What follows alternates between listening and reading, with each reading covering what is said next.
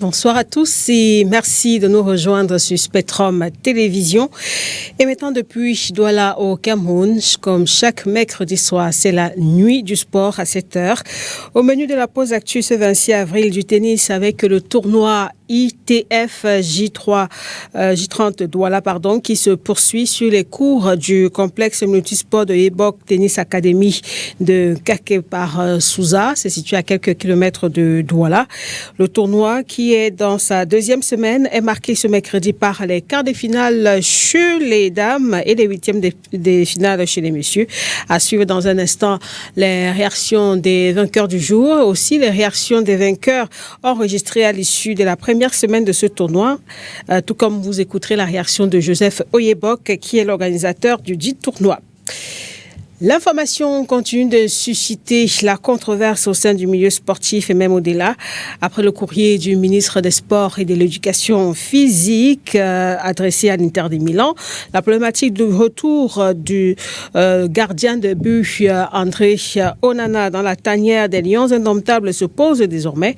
Jusqu'ici, on attend toujours une réaction du côté de la Fédération camerounaise de football. Alors, la question ce soir, Lion indomptable André Onana devrait-il revenir dans la tanière? Vous écouterez les réactions tout à l'heure des fans de football, ce qu'ils pensent de cette démarche du ministre des Sports et évidemment l'analyse de nos invités en plateau. En plateau ce soir, nous sommes en compagnie d'Emmanuel Maop, qu'on n'avait pas vu depuis quelques temps, consultant sportif. Emmanuel, bonsoir, bienvenue, bonne année et tout ce que vous voulez. Bonsoir la bellissime, comme j'aime vous appeler, vous me permettez de revenir chez moi. Évidemment, j'ai les clés de toute la maison STV. Absolument. Il en manque une, peut-être c'est de la porte centrale, vous l'avez confisquée, donc aujourd'hui vous me l'avez remise. Je viens, comme pour dire en courant, ce d'autant plus que ma bellissime Lydie, j'en profite pour vous féliciter. Vous avez eu un prix assez sympathique qui a trait au journalisme de sport, voyez-vous. Vous êtes une voix qui compte, vous êtes un visage qui compte. Voilà, vous faites partie des influenceuses dans le bon terme, dans le bon sens justement de cette profession. Et pour toutes ces raisons-là, je suis venu. J'ose espérer, comme j'aimerais dire... Vous n'avez pas changé entre-temps, en tout cas. On ne peut pas changer, surtout que c'est dans le bon sens. Mais après, on peut changer quand c'est dans le mauvais sens. À supposer que vous soyez tout le temps en train de me faire un reproche, évidemment, que je trouve qu'il est normal que je change, mais de suite, je le fais. Mais si c'est une qualité, évidemment, je la crois plutôt. Merci de m'avoir invité avec mes autres co-panélistes. J'ose espérer qu'on va passer d'excellentissimes moments à parler pas que de foot, mais de sport de manière globale. Merci bien d'être là, Emmanuel. Également en plateau ce soir, notre confrère Claubert Yompan. Bonsoir, Claubert. Bonsoir, Didier. Merci une fois de plus de me faire l'amitié d'une invitation. Je voudrais saluer tes nombreux téléspectateurs qui, chaque fois après tes émissions, me donnent des feedbacks très positifs. Ça veut dire que nous ne racontons pas que des histoires sur vos plateaux et même si notre mission est d'abord d'informer, nous sommes chaque fois sensibles à ces marques d'attention et d'affection. D'accord. Et Tchadja Femba, ancien manager de club, est avec nous également. Tchadja, bonsoir, bienvenue. Bonsoir Lydie, bonsoir à tous les co-panélistes. C'est un plaisir pour moi d'être encore là ce soir, cette nuit. Et surtout de retrouver Emmanuel Maop, ça fait très longtemps qu'on ne s'est pas revu. J'espère qu'il est bienvenu, comme on dit souvent. C'est le cas.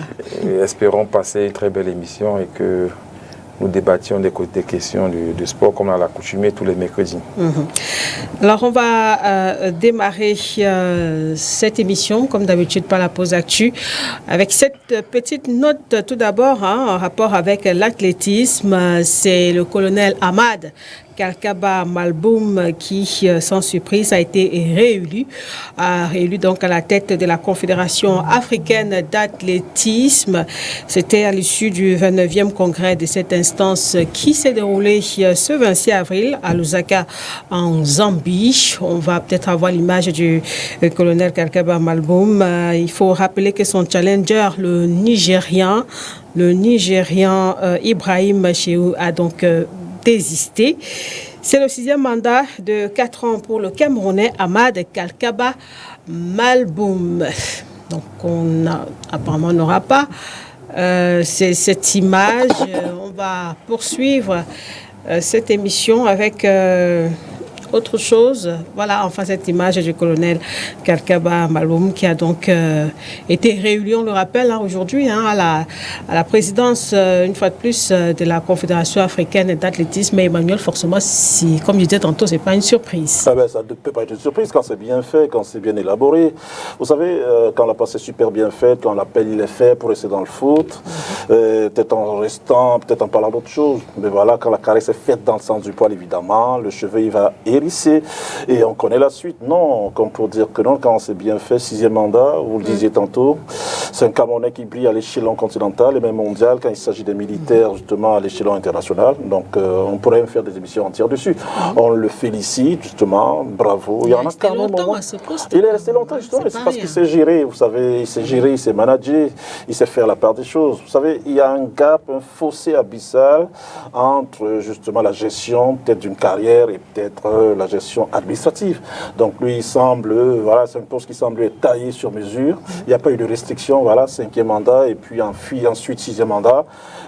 Son challenger a désisté, mais qu'est-ce qui ne vous fait pas dire qu'en réalité son challenger a compris, il s'est mis à l'évidence qu'en réalité il ne pourrait pas faire le poids avec Kalkaba Maloum, mais il préfère laisser tomber pour ne pas subir, j'allais dire, voilà, une défaite cuisante, il lui laisse le chemin. Ce d'autant plus que, voilà, il semble bien faire. Et on va l'applaudir, on va dire bravo président. C'est tout bénef pour la diplomatie sportive. Vous faites bien, c'est pour cela que je vous aime, vous ne m'avez pas permis pendant quelque temps de venir à STV, voilà, vous dites des choses droites, des choses justes, donc c'est la diplomatie sportive, justement, il faut en tenir compte, mais encore que, justement, quand on parle de diplomatie, il faut faire avec les gens qui s'y connaissent, qui ont justement les outils nécessaires de l'administration de ces choses-là, à l'échelon continental, évidemment à l'échelon international, c'est le Cameroun qui gagne, on va dire bravo, bravo, et une fois bravo au président Kalkaba Maloum.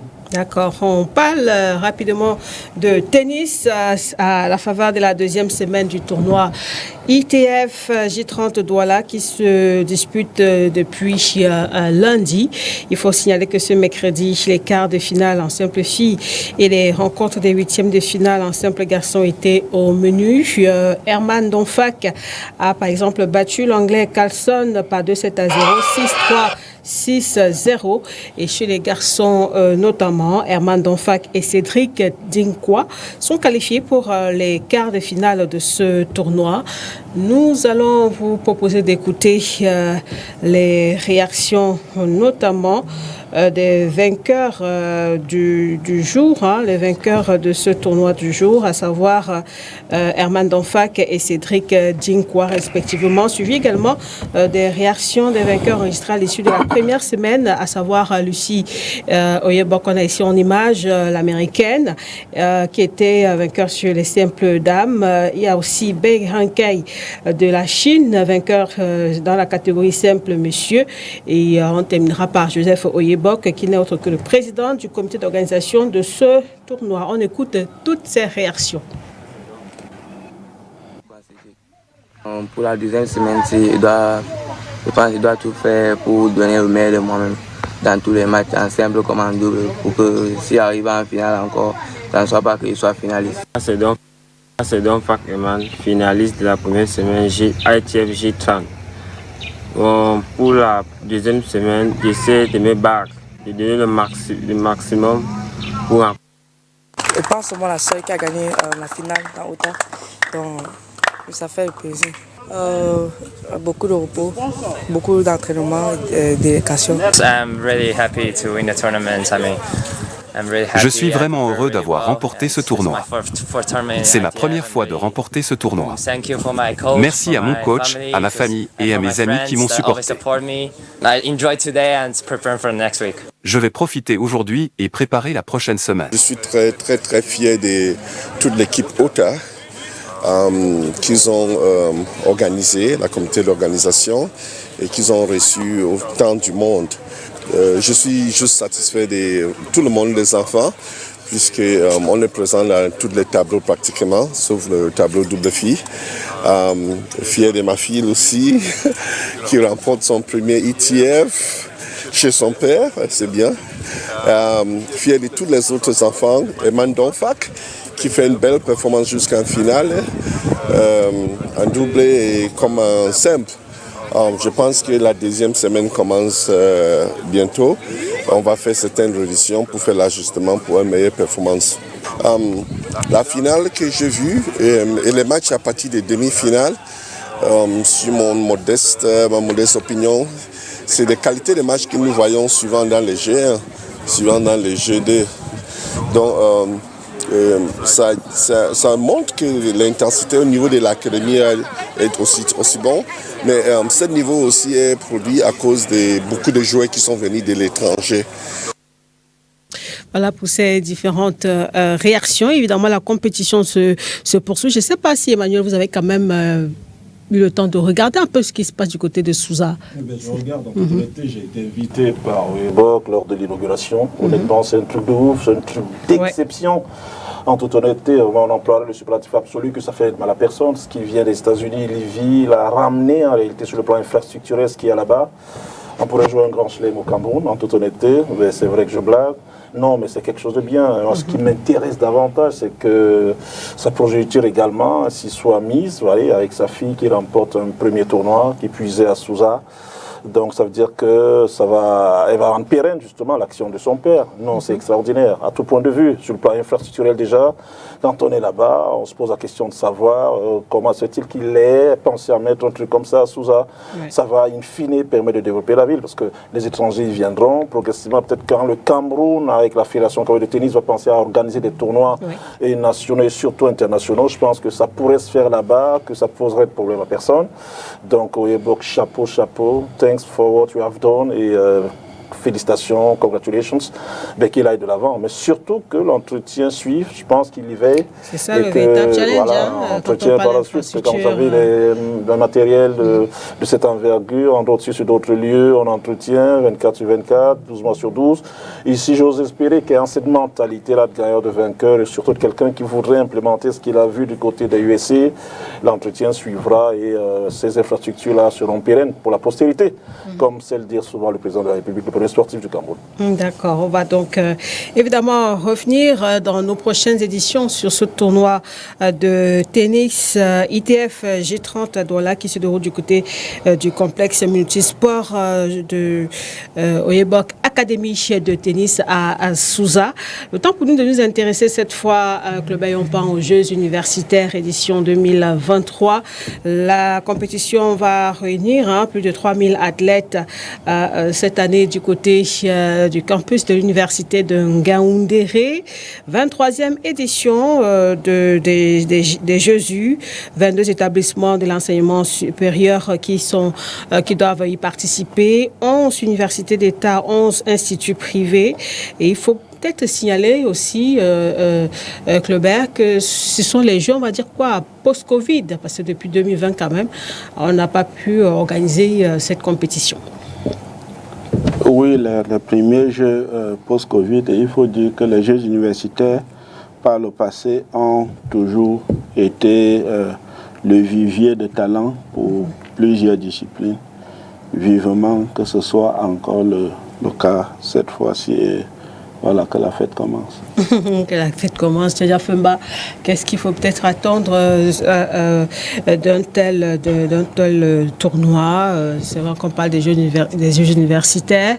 Ce n'est pas la première édition. On est à la 23e édition. Quel est peut-être le regard global que vous jetez sur ces Jeux? Je pense que les fédérations devaient se servir des Jeux universitaires comme les Jeux FENASCO, comme les Jeux FENASCO Ligue A, Ligue B, pour pouvoir dénicher des talents. Parce que de plus en plus, il y a des parents qui n'admettent pas que les enfants pratiquent du sport avant le bac. Donc ça veut dire qu'en partir de la première année université, on a des talents purs. On a des gamins qui arrivent à 18 ans, qui ont du talent, mais que les parents n'ont pas accordé la possibilité de pratiquer un sport. Et là, on peut les dénicher. On a eu à rencontrer beaucoup de talents comme ça dans l'athlétisme, que ce soit les soins hauteur, que ce soit la course de fond, les courses de vitesse, la gymnastique. Donc, il y a beaucoup de disciplines comme ça qu'on retrouve des joueurs. Regardez, même quand vous voyez même les tournois de football, vous avez des gars assez talentueux. Je vous rassure que le tournoi des banquiers, il puise beaucoup au niveau des Jeux universitaires.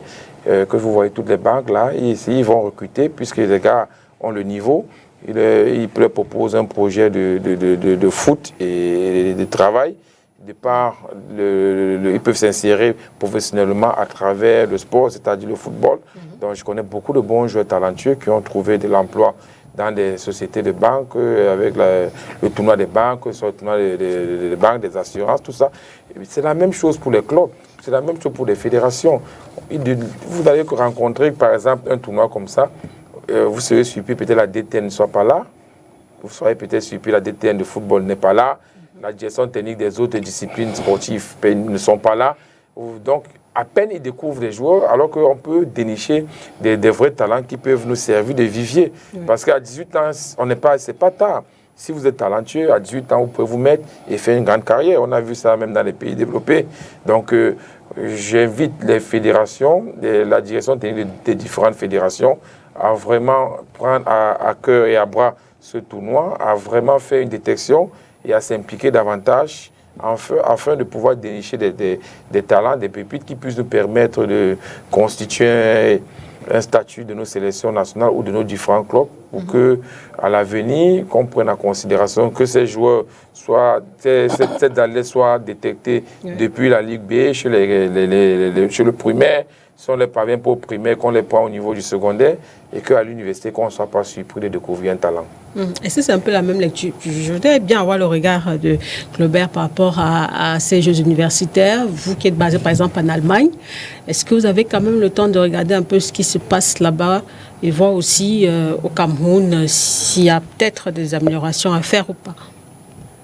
Le moins que l'on puisse dire, c'est que du côté de l'Allemagne, comme dans la plupart des pays européens, c'est plus structuré. Et comme je l'ai dit auparavant, les Jeux universitaires sont véritablement le rendez-vous annuel parce que la plupart des équipes et dans la plupart des disciplines, ils vont pour pouvoir dénicher des talents. Bon, du côté du Cameroun, je ne les ai pas trop suivis par le passé pour pouvoir faire une comparaison.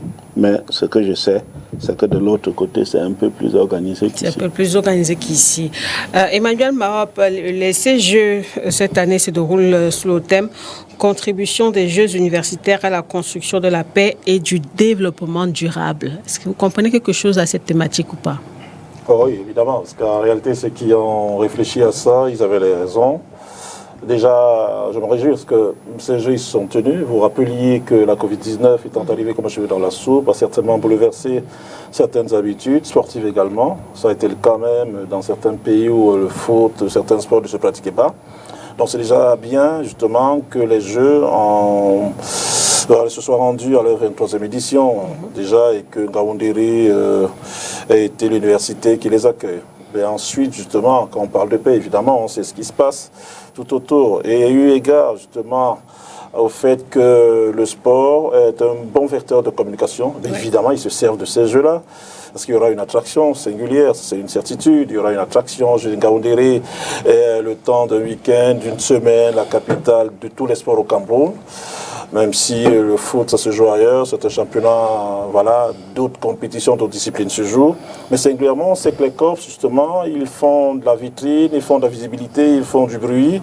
Donc déjà, la reprise des Jeux permet cette juxtaposition, cette fusion entre universités d'État, vous le rappelez, et grandes écoles privées. Et on sait que justement, pendant 7-8 jours, les corps vont se mesurer entre eux. Et du coup, c'est le moment idoine, en toute honnêteté, de faire passer un message qui a trait à la paix.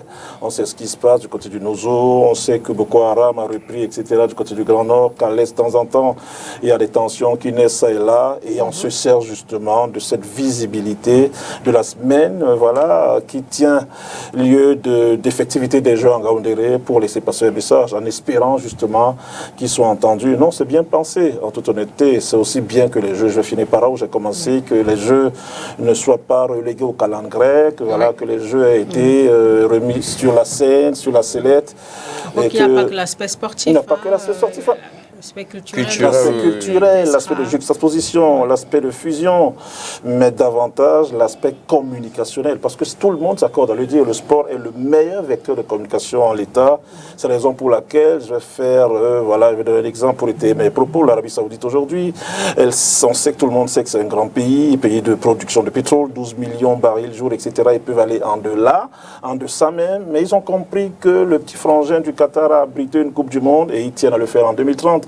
Donc ils sont en train d'omettre justement le volet, j'allais dire, rotation de la Coupe du Monde, mais ils se disent que voilà, ils ont envie de l'abriter pour exister sur le plan communicationnel, pour exister sur le plan sportif, pour exister dans le giron footballistique mondial. Donc, parce que le football a démontré au Qatar qu'il est le meilleur vecteur de communication. Donc, que les jeux se déroulent en Ngaoundéré et qu'on se serve de cette passerelle-là pour en parler, c'est bien, je pense que c'est une bonne chose, à condition que le message soit évidemment entendu.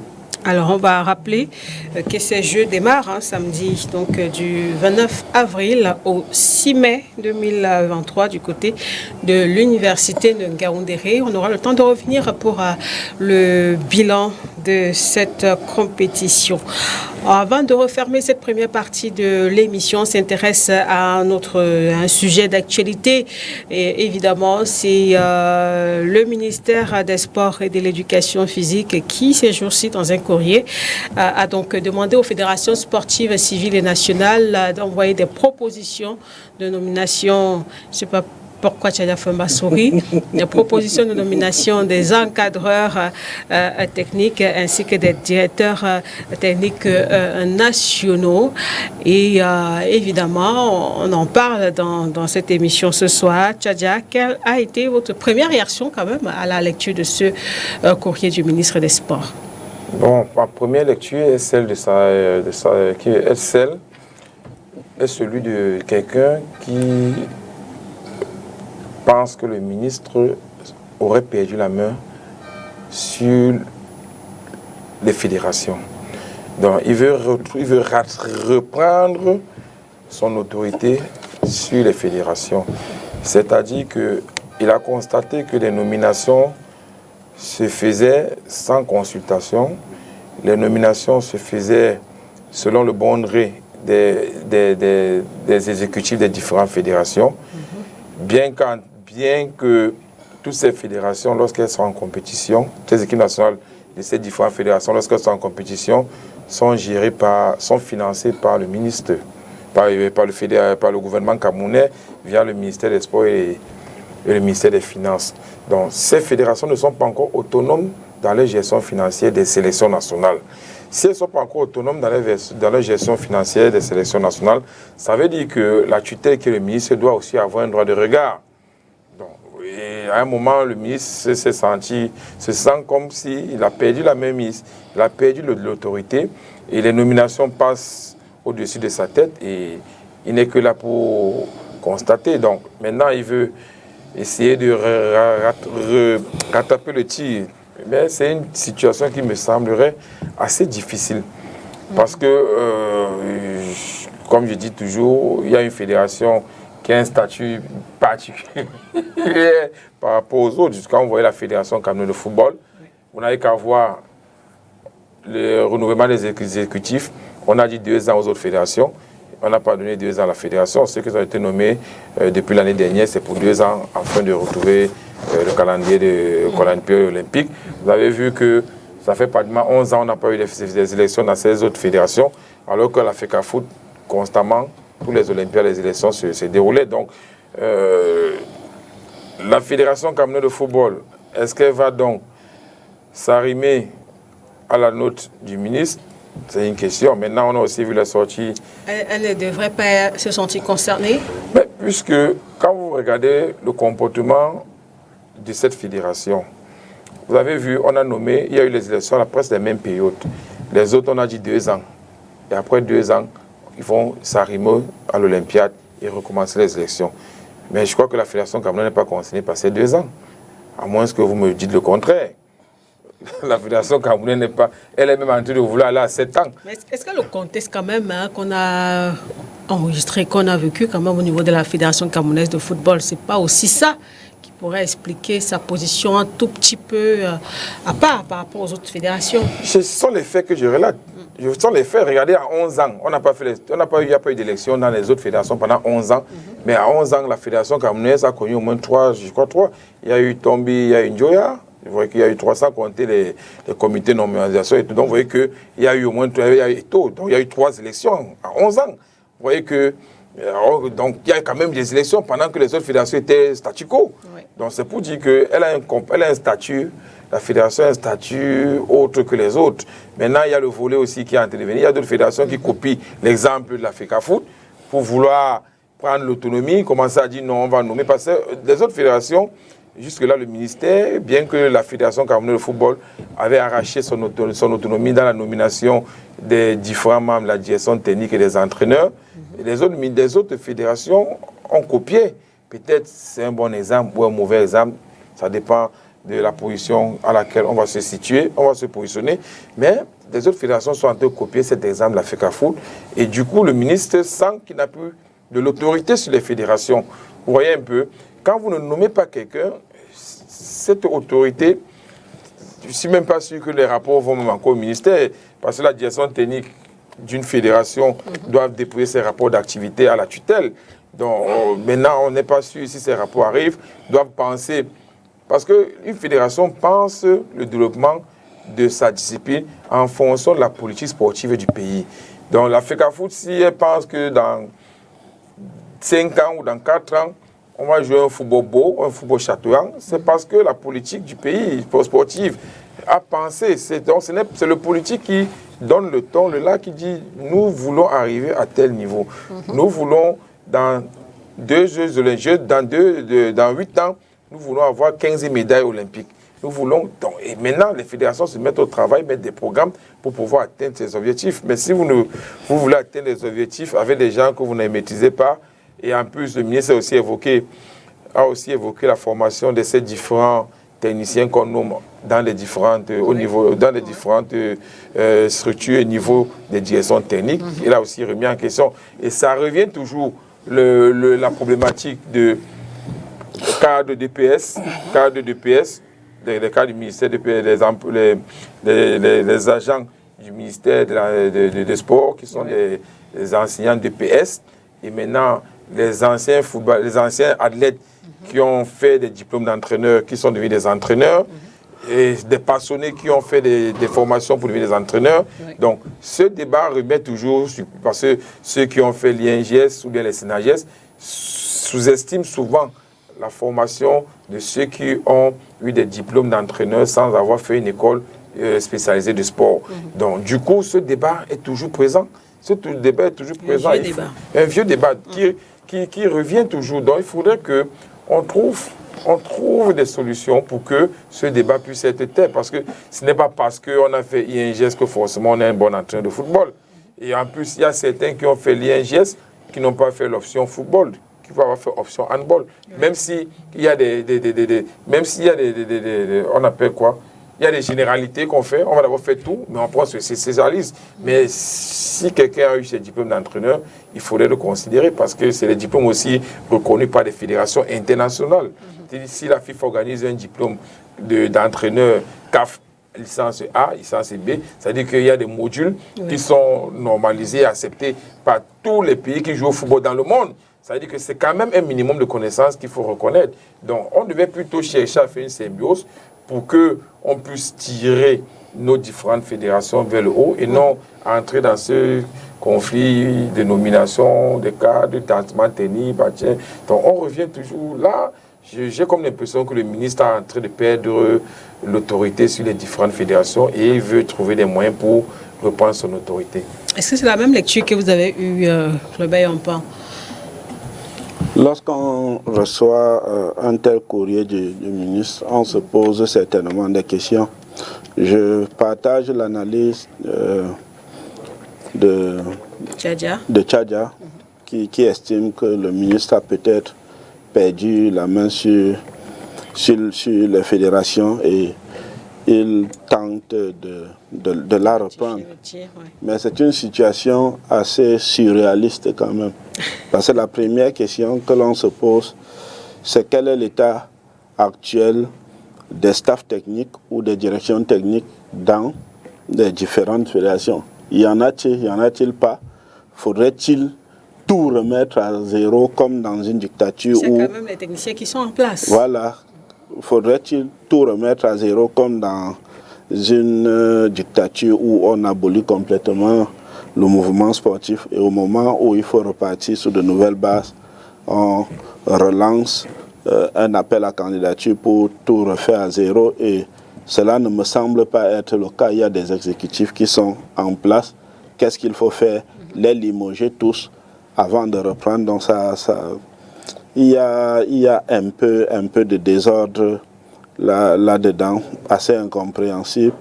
Et parlant de la FECAFOOT, je crois que si l'on regarde le dernier courrier du ministre, ça répond à l'interrogation de Tchadja, parce que dans le dernier courrier du ministre qui instruisait, qui donnait le chronogramme ou instruisait les fédérations d'organiser leurs élections internes, ce courrier arrivait quand la FECAFOOT en décembre 2021 avait déjà organisé son élection et la FECAFOOT ne se sentait pas concernée par ce courrier et le ministre n'avait pas aussi donné l'impression qu'elle s'adressait à la FECAFOOT. Donc il est tout à fait logique qu'aujourd'hui, si le ministre parle des fédérations sportives, que la FECAFOOT ne s'en sente pas aussi concernée. C'est tout à fait logique. Donc c'est assez incompréhensible cette façon de gérer les choses. J'ai vraiment l'impression que le ministre est vraiment mal dans sa peau et essaye à coup de courrier de faire montre de son autorité qui est contestée tous les jours. Est-ce que vous avez peut-être l'impression aussi, Claubert, avant peut-être la réaction d'Emmanuel, que cette sortie du ministre des Sports s'inscrit dans un projet à court terme? Peut-être il faudrait attendre pour... c'est une démarche qui est amorcée et puis peut-être le mois venu, il y aura, je ne sais pas, peut-être une suite. Oui, une suite par rapport à quoi, Lydie? J'ai dit les fédérations sportives desquelles le ministre parle ont des staffs techniques, ont certainement des directions techniques. Peut-être après 2 ans. Oui, qu'est-ce qu'il faut faire d'elle? Non, il demande de lui faire des propositions. C'est une rupture unilatérale. Il faudrait... Voilà. Et le problème, c'est l'ensemble des fédérations sportives. C'est ce qui est curieux. Si le ministre s'adressait à une fédération sportive pour lui dire soumettez-moi le projet de nomination, ce serait compréhensible. Mais l'ensemble du mouvement sportif, ça fait quand même désordre.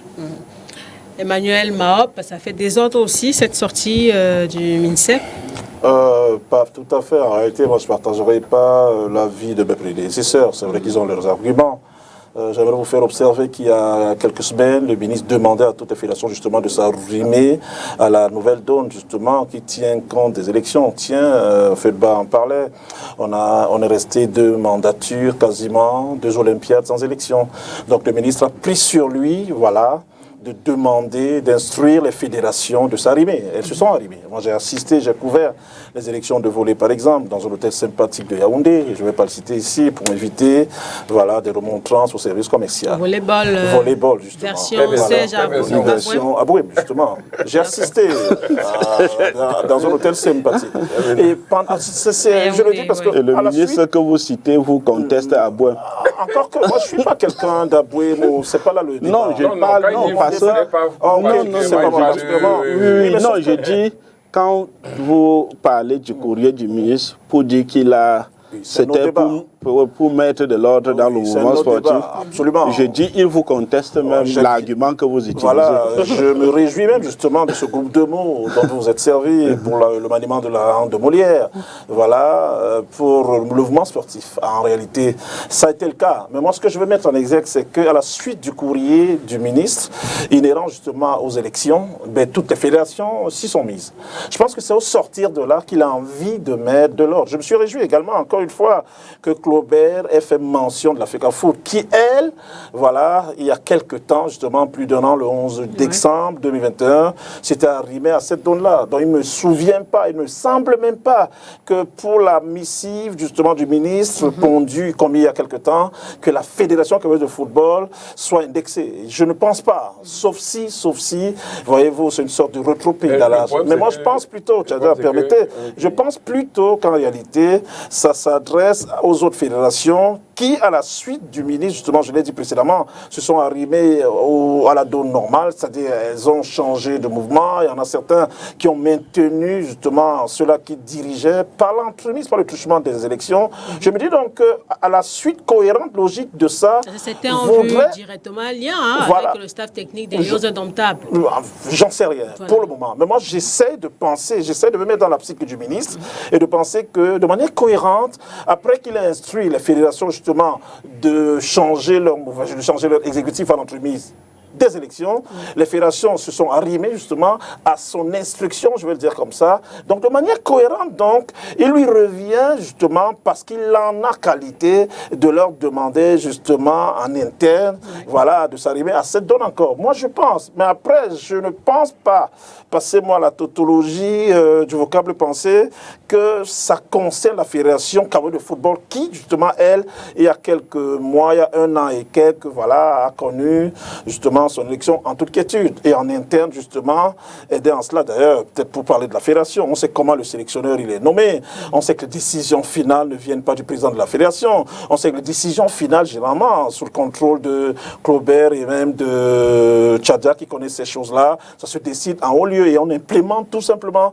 Donc penser que le ministre en l'état veuille lorgner dans le curriculum vitae de Rigobert Song dont on sait qu'il a les diplômes, parce que ce qu'on pourrait reprocher à Rigobert, je vais embrayer dessus, c'est pas tant qu'il n'ait pas les diplômes nécessaires, mais c'est qu'il n'ait pas d'expérience. C'est que peut-être d'aucuns aient voulu justement qu'il commençât plus bas pour aller plus haut. Mais on ne peut pas reprocher à Rigobert Song en l'état de ne pas avoir les diplômes requis pour entraîner. Mais c'est peut-être son inexpérience.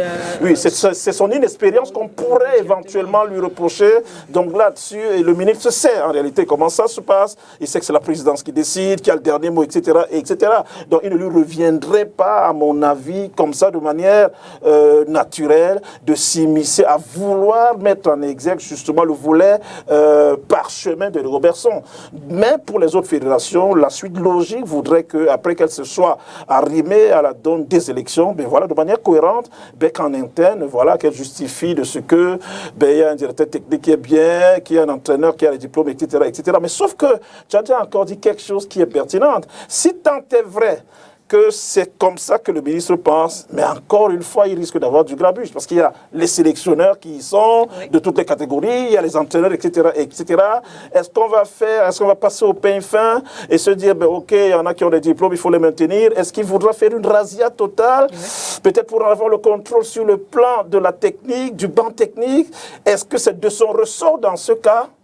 La question est ouverte et on pourrait en discuter des émissions entières. Moi, je suis content que dans sa chute, qu'Emmanuel nous rejoigne plus tôt. Il a donc fait tout. Mais dans sa chute, il nous rejoint. Puisque c'est ce que nous avons dit. Il faut dissocier les élections de la désignation du directeur technique et du staff d'entraîneur.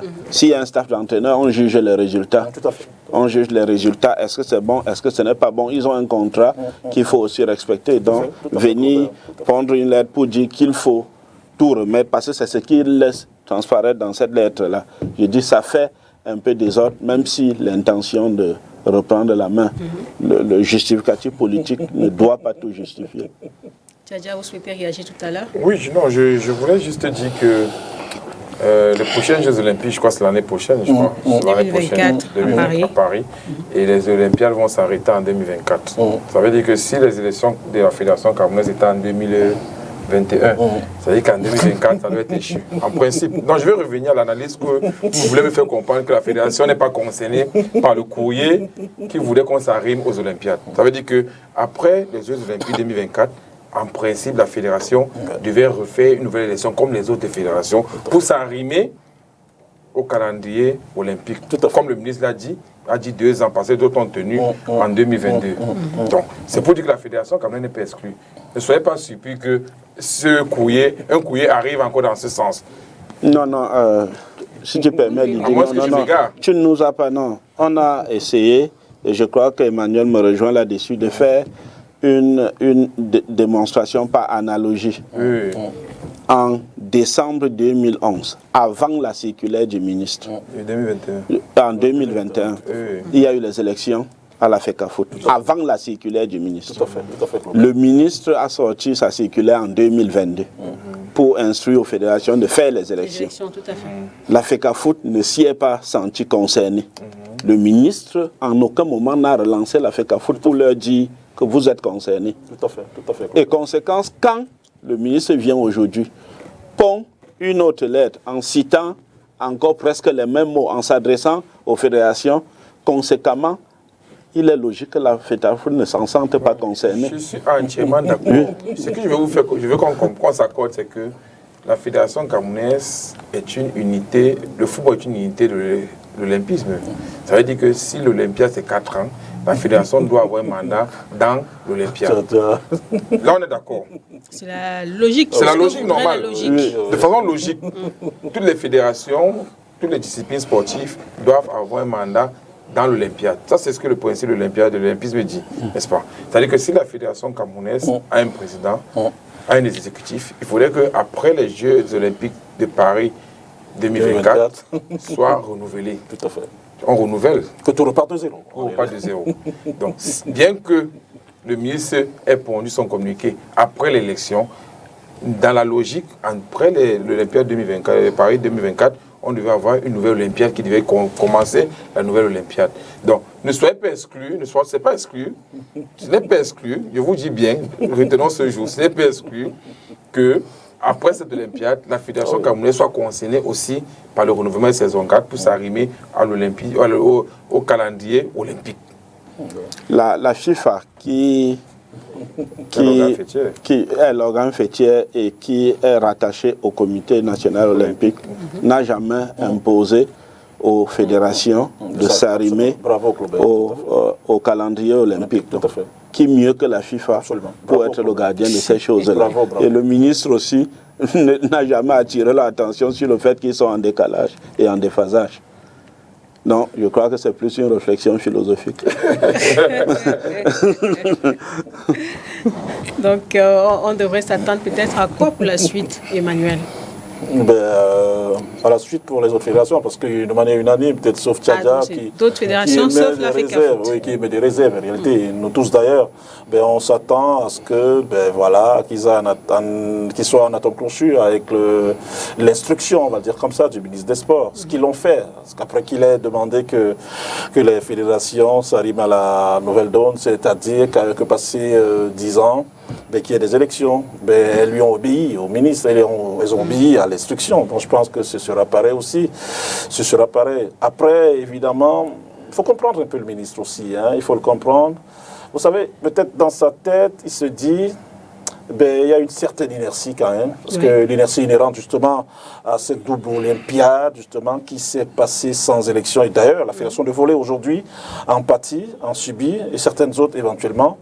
Il se dit peut-être qu'il ne faudrait plus que ça arrive, peut-être qu'il se dit qu'il ne faut plus que ça arrive et qu'après justement qu'on ait procédé au renouvellement des organes en interne, il faut passer aux choses sérieuses, même si en principe il ne lui revient pas sur le plan technique en réalité, parce que quand on prend l'exemple de la FECAFOOT, au grand jamais on lui dira que le ministre est inclus directement, mais après quand on nomme un sélectionneur, on a le droit de lui porter le sélectionneur, mais peut-être jamais il ne sera appelé à chercher le sélectionneur.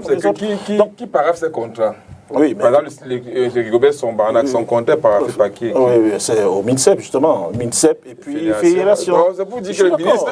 Oui, il est inclus, je suis d'accord. Il est indexé. Il n'est pas payé par la Fédération. Par l'État du Cameroun, justement. Donc tous ces sélectionneurs et ces directeurs techniques sont payés par le ministère.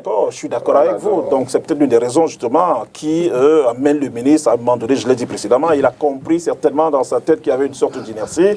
Il fallait qu'il prenne son bâton de pèlerin, déjà qu'il réajoute sur le plan plan des élections. Après que ce été fait, voilà qu'il pense au volet technique, parce que justement, se sentant concerné, il se dit qu'il faudrait peut-être plus qu'il y ait de l'anarchie sur les bancs de touche. Il faudrait peut-être qu'il y ait des gens d'une certaine valeur. C'est peut-être la raison pour laquelle il voudrait les connaître, savoir ce dont ils sont capables, s'ils ont des parchemins déjà, un pedigree pour, et il est tout à fait dans son rôle. Après, qu'est-ce qui va se passer certainement, étant dans son rôle, s'il est indiqué que ça fait partie de ses prérogatives, mais forcément les autres vont le suivre et vont s'arrimer. Voilà. Et pour sortir, juste en passant, je voudrais rappeler à Emmanuel que M. Abouem, dont il on parle de foot, bénissait et saluait l'élection tout à l'heure, a été le premier président ou pseudo-président de fédération à prendre un courrier pour contester au ministre la qualité de pouvoir leur instruire ce qu'ils doivent faire dans leur fédération. Je voudrais simplement lui rappeler cela. C'est un peu compliqué. Ce n'est pas si facile que ça. On est embarrassé d'ailleurs. On est embarrassé à répondre à ces questions. On supplie ton ergot, on essaie d'apporter des éléments de réponse, mais c'est assez complexe quand même. Compte tenu de certaines situations qui prévalent malheureusement, on en est là quand même pour essayer d'apporter des éléments de réponse. Mais c'est complexe et c'est compliqué, je suis d'accord avec vous. On verra bien ce qui va se passer, affaire à suivre, comme on dit souvent. Alors on rentre sans transition dans la seconde partie de cette émission consacrée au débat avec un thème ce soir. Avec comme thème ce soir, l'indomptable André Onana devrait-il revenir dans la tanière? Vous le savez, le sujet continue de susciter la controverse au sein du milieu sportif. On en parle également ce soir. Et puis, on a quand même l'opportunité de recevoir quelqu'un qui est très proche d'André Onana, Emmanuel Marop, qui le suit depuis des années, ça il faut le dire. Peut-être, Emma, une réaction par rapport à cette... là, on reste toujours dans les sorties du ministre. On est passé du courrier concernant des fédérations sportives à ce courrier-là adressé à l'Inter de Milan il y a quelques jours, et ce qui a posé une fois de plus la problématique du retour en sélection d'André Onana, lui qui avait évidemment pris sa retraite internationale après la dernière Coupe du monde de football. Est-ce que vous l'avez eu quand même ces jours-ci? Comment il se sent? Oui, je l'ai eu. D'ailleurs, il est en train de mener par le but à 0. La Juventus mène dans le cadre de la demi-finale retour. On est aux arrêts de jeu là, un but à 0. On croise les doigts que l'Inter se qualifie pour la finale de la Coppa d'Italia, quelques semaines seulement après qu'André ait paraphé son contrat du côté de l'Inter. Vous savez, pendant la CAN, un jet privé s'est amené la chercher pour aller parapher son contrat avec l'Inter de Milan. Donc ils sont en train de mener là, il va rester quelques secondes. On croise les doigts que le score en reste là. Maintenant, je vais vous citer un exemple, je vais vous prendre un exemple pour mes propos. Lydie, je l'ai dit à l'entame de ce programme, vous avez été plébiscité, j'emploie le vocable, comme meilleur journaliste de sport. Voyez-vous, c'est vous qui avez voté? Non. Il y en a qui votaient. Oui. Et il y avait membres de jury, il y avait les jurés à un moment donné qui ont proclamé les votes. Et vous avez été élu meilleur. Si vous êtes élu meilleur et que maintenant qu'il y ait une compétition entre les meilleurs journalistes, vous serez forcément appelé à aller compétir pour le Cameroun, vrai ou faux? Quand j'ai donné cet exemple-là, convenez avec moi que je partagerais volontiers ce que le ministre a dit. Il était personné. Il n'a pas de temps exclu même. Ça veut dire que je lui enlève un tant soit peu son manteau, son costard de MINSEF, voyez-vous, autrement dit de garant des sports au Cameroun. Quand vous avez quelqu'un comme André Onana qui depuis 2016 performe en très haut lieu, il joue finale de UEFA 2017 contre Manchester United, certainement Claubert était regardé ce match, il perd le match, 2 ans après il joue demi-finale de Champions, il est en train de qualifier l'Inter pour une demi-finale, ça y est, c'est fait de Champions League, il est en phase, en l'état, si le match est terminé, de jouer une Coupe d'Italie. Quand vous avez un gardien comme ça qui brille à l'échelon mondial, voyez-vous, qui fait briller le Cameroun, forcément, en tant que Camerounais, vous avez envie qu'il revienne en sélection, ce d'autant plus, c'est très important de noter, les derniers résultats de la sélection du Cameroun ne nous sont pas favorables, qui puisait contre la Namibie, on fait match nul, on égalise à domicile à Yaoundé, un match que j'ai suivi avec attention. sélection. Et du côté de l'Afrique du Sud, on se fait battre. Et on est à un match contre le Burundi de se qualifier pour une CAN en Côte d'Ivoire. Quand on sait l'importance de la CAN pour le Cameroun et même pour la CAF dans un pays frère et ami comme la Côte d'Ivoire, ben, il est de bon ton, il était même de bon ton que le ministre, justement, que dis-je, que l'homme traditionnel, justement, Kombi Mollet, voilà, qu'ils se disent, ben, ok, on ne peut pas se passer d'un élément comme André Onana, qui au demeurant peut amener du sien, il vaut mieux qu'on l'appelle. Donc maintenant, comme ministre, garant des sports, je pense qu'il est dans son rôle, justement. Donc, pour me limiter à ça, quand vous avez un talent comme celui-là, quand vous avez un gardien de très haut vol, moderne, etc., quand vous avez un gardien qui gagne près de 8 millions d'euros et quand l'État Manchester ou Chelsea veut lui en donner 2 fois plus, ben, il faut être Camerounais d'une certaine manière, voilà, d'une manière pas très sympathique de penser qu'André ne peut pas être utile dans votre pays en sélection. Même si, il y a quelque temps, il avait dit qu'il ne viendrait plus en sélection. Il faudrait peut-être toujours, à chaque fois, qu'on restitue le contexte dans lequel André Onana dit qu'il ne vient plus en sélection. Parce qu'il est convoqué, c'est très important, peut-être qu'il y en a qui ne le savent même pas. Il est convoqué au conseil de discipline, voyez-vous, on le tient informé sur le tard. Ben, compte tenu du fait que le conseil de discipline de la FECAFOOT, quand vous êtes convoqué, vous, un international, vous cessez, vous ne pouvez pas y aller si vous n'êtes pas international. Ben, voilà, c'est la raison pour laquelle il se résout justement parce que, pense-t-il, on veut lui faire un croche-pied en le convoquant, peut-être sans l'avertir quelque chose avant. Il leur dit, ben, ok, je ne suis plus international camerounais. Et à partir du moment où je ne suis plus international camerounais, le conseil de discipline ne vaut plus rien. C'est dans ce contexte que André Onana prend une missive, un communiqué pour dire qu'il ne vient plus en sélection. Mais vraiment de gaieté de cœur, ça ne s'est pas fait. J'ai eu la veine d'être avec Clopère au Qatar, on y a passé 5 semaines. Et évidemment, André Onana, moi qui le côtoie, vous faites bien de le mentionner, c'est beaucoup investi justement déjà en club, parce que quand il parle son contrat à l'Inter de Milan pour 5 années, et ben c'est Andanovic, le capitaine 10 ans, comme portier, qui est titulaire. D'ailleurs, Inzaghi, il le fait savoir à tout le monde qu'André Onana est la bienvenue, certes, mais il est deuxième gardien. Ce d'autant plus qu'en Italie, en réalité, lui, il sait même en Allemagne où il vit, on ne fait pas confiance à certains postes, à certains genoux. Il avait 26 piges, mais il cravache aux entraînements et il redevient titulaire. Et étant devenu titulaire, justement, il voulait faire quelque chose pour sa sélection. Il sentait qu'il y avait quelque chose à faire en Coupe du Monde. Donc, il s'est beaucoup investi. Après, en Coupe du Monde, je ne voulais pas revenir dessus. Mais ce que, justement, tout le monde unanimement peut reprocher à la fédération, c'est que quoique, et je pèse mes mots, que André Onana ait fait, on ne peut pas jeter son fils qui a déféqué dans l'eau du bain.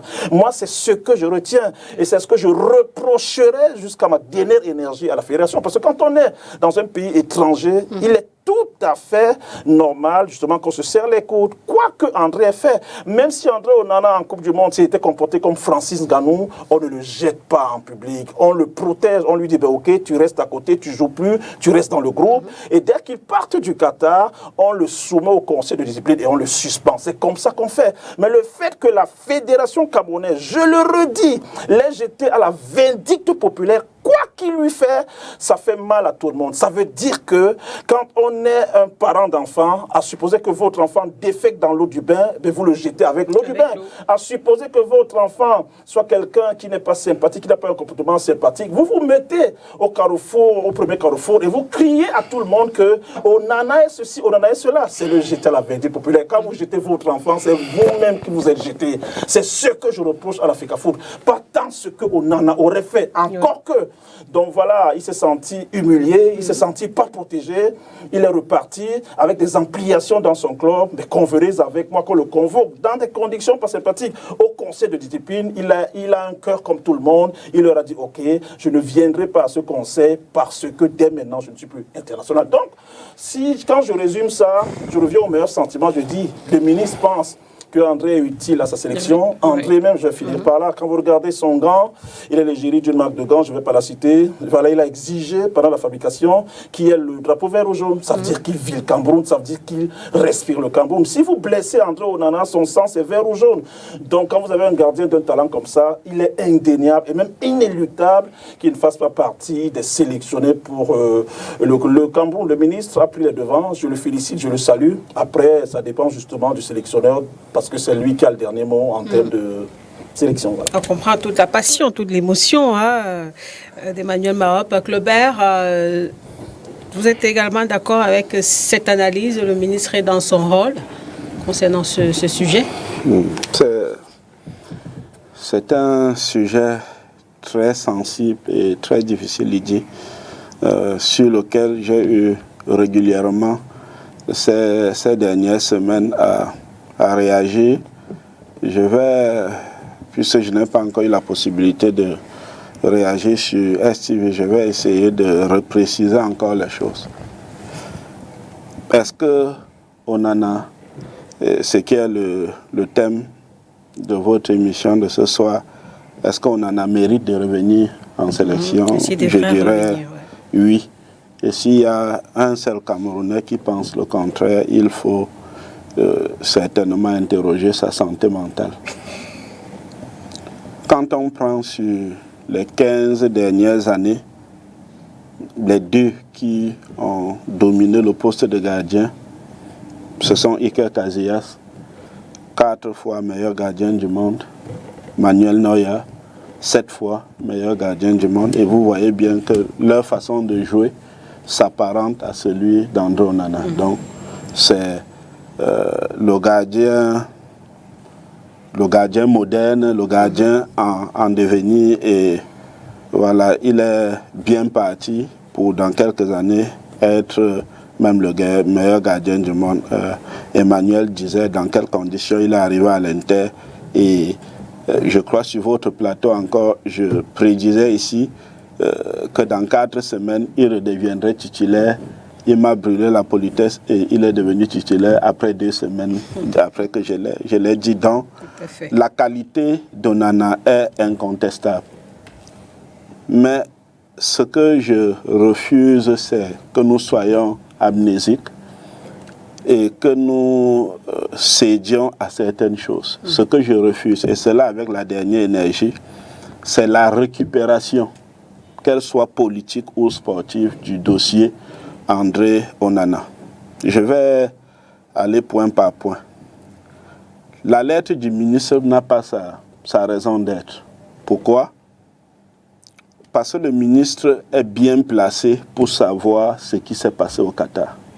Emmanuel était là-bas. Il sait ce qui s'est passé. Je rappelle que le ministre était au courant, minute by minute, de ce qui s'est passé. Il n'est pas étranger au dossier André Onana. Et à la différence de ce que André dit, de ce que Emmanuel dit, quand le dossier André Onana éclate, à la veille, on sait déjà qu'André ne jouera pas le match contre la Serbie. On le sait déjà, l'information ne sort pas. Le lendemain matin, cette fois-là, c'est le staff technique. Le lendemain matin, les joueurs sont informés, l'information ne sort pas. Et même nous, les journalistes, nous n'avons pas l'information. À partir du moment où la hiérarchie de la FECAFOOT décide d'informer la haute hiérarchie du Cameroun, la haute hiérarchie politique du Cameroun, environ 1 heure de temps après, l'information fuite.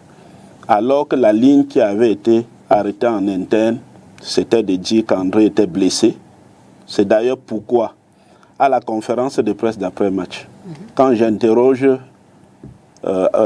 Vincent Aboubakar, Vincent est encore sur la ligne qui avait été en capitaine, il est encore sur la ligne qui avait été convenue en interne, celle de dire qu'André Onana a eu un petit pépin physique. Et c'est Rigaud qui vient après, quand Guy Sigel le relance et dit maintenant que non, il y a eu un malentendu parce que la nouvelle était déjà, d'ailleurs, comme on le dit. Ça veut dire en interne, on a voulu d'abord le protéger, après le protéger et essayer de trouver une solution après le match, en interne.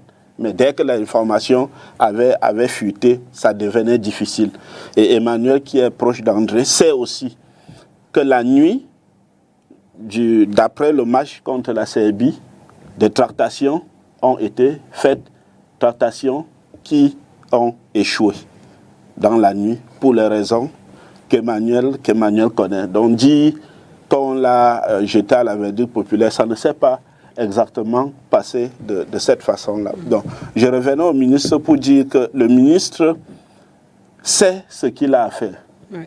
il connaît qui sont les intervenants dans le dossier André Onana. Il y a l'entraîneur qui se plaint à tort ou à raison qu'André Onana lui a manqué de respect.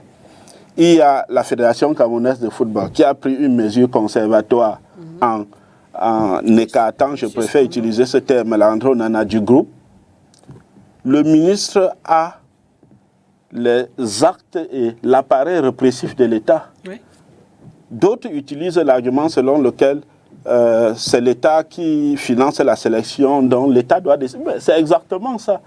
L'État qui finance la sélection doit donc peser sur ceux qui ont le pouvoir de décision, dont l'entraîneur qui se plaint et la présidente de la FECAFOOT. C'est par là que le ministre devait commencer. J'ai aussi suivi les gens prendre l'argument de la suspension de Samuel Eto'o pour expliquer pourquoi le ministre est dans sa raison. Encore là, c'est un contre-argument parce que Samuel Eto'o est suspendu en décembre 2011, après le Marrakech Gate, 15 matchs de suspension. Oui. En janvier 2012, sa sanction est révisée par des pressions politiques. La différence, c'est qu'en ce moment-là, tout l'appareil politique soutenait plutôt Samuel Eto'o et la population aussi soutenait Samuel Eto'o parce que le problème c'était quoi? Samuel Eto'o s'était attaqué à la FECAFOOT en disant que c'est des brigands qui sont là-bas tout et qu'il voulait que l'équipe ait un droit de regard sur les contrats des matchs amicaux. Donc le gouvernement avait pesé de son poids sur la FECAFOOT pour que 2 mois ou 1 mois après la suspension de Samuel Eto'o, que le comité exécutif de la FECAFOOT se réunisse pour transformer les 15 matchs de suspension en 8 mois de suspension, sachant que ça laissait le temps de maintenant négocier avec Eto'o pour qu'il revienne et il n'y avait plus que 2 ou 3 matchs qu'il devait rater. Voilà comment on a procédé. Et lui, quand il revenait, en octobre 2013, il n'était plus suspendu. Il n'avait pas un problème avec le coach, donc ça ne dépendait plus que de sa volonté. Or, en l'état actuel des choses, quelle est la situation? On a le problème avec l'entraîneur qui n'est pas encore soldé. L'entraîneur estime que Onana, étant son fils ou son cadet, doit faire amende honorable. La FECAFOOT partage la position de l'entraîneur. Ce n'est pas encore fait. André a pris sa retraite dans les conditions que Emmanuel décrit, soit, mais il a quand même pondu une lettre. Il y a ces 2 détails-là qu'il faut solder. Vous laissez cette situation au Cameroun que vous pouvez régler, vous vous adressez à l'Inter de Milan. L'Inter de Milan, je veux encore le rappeler, n'a rien à faire dans ce dossier. Pourquoi? Parce que la libération des joueurs lors des fenêtres FIFA, Tadja a été responsable du club, il doit le savoir. La libération des joueurs lors des fenêtres FIFA a été réglée par la FIFA, a été harmonisée par la FIFA. Le pays qui, la fédération nationale, informe l'équipe 15 jours avant pour lui dire nous avons besoin de notre joueur pour telle fenêtre FIFA. 10 jours avant l'ouverture de la fenêtre FIFA, la fédération envoie le plan de vol qui doit détenir le plan de venue et le plan de retour. 9 jours avant, le club doit manifester sa volonté de libérer le joueur. S'il ne le fait pas, la fédération entre en contact avec la fédération du pays où le joueur évolue pour demander son intervention. Si c'est un jour avant l'ouverture de la fenêtre FIFA, il n'y a toujours pas de réaction. La fédération nationale saisit la FIFA qui doit entrer en contact avec l'équipe pour essayer de faciliter cela. Et si jusque-là, cela n'est pas fait, le joueur n'a pas le droit de jouer pendant la fenêtre FIFA, ajouter à cela 5 jours.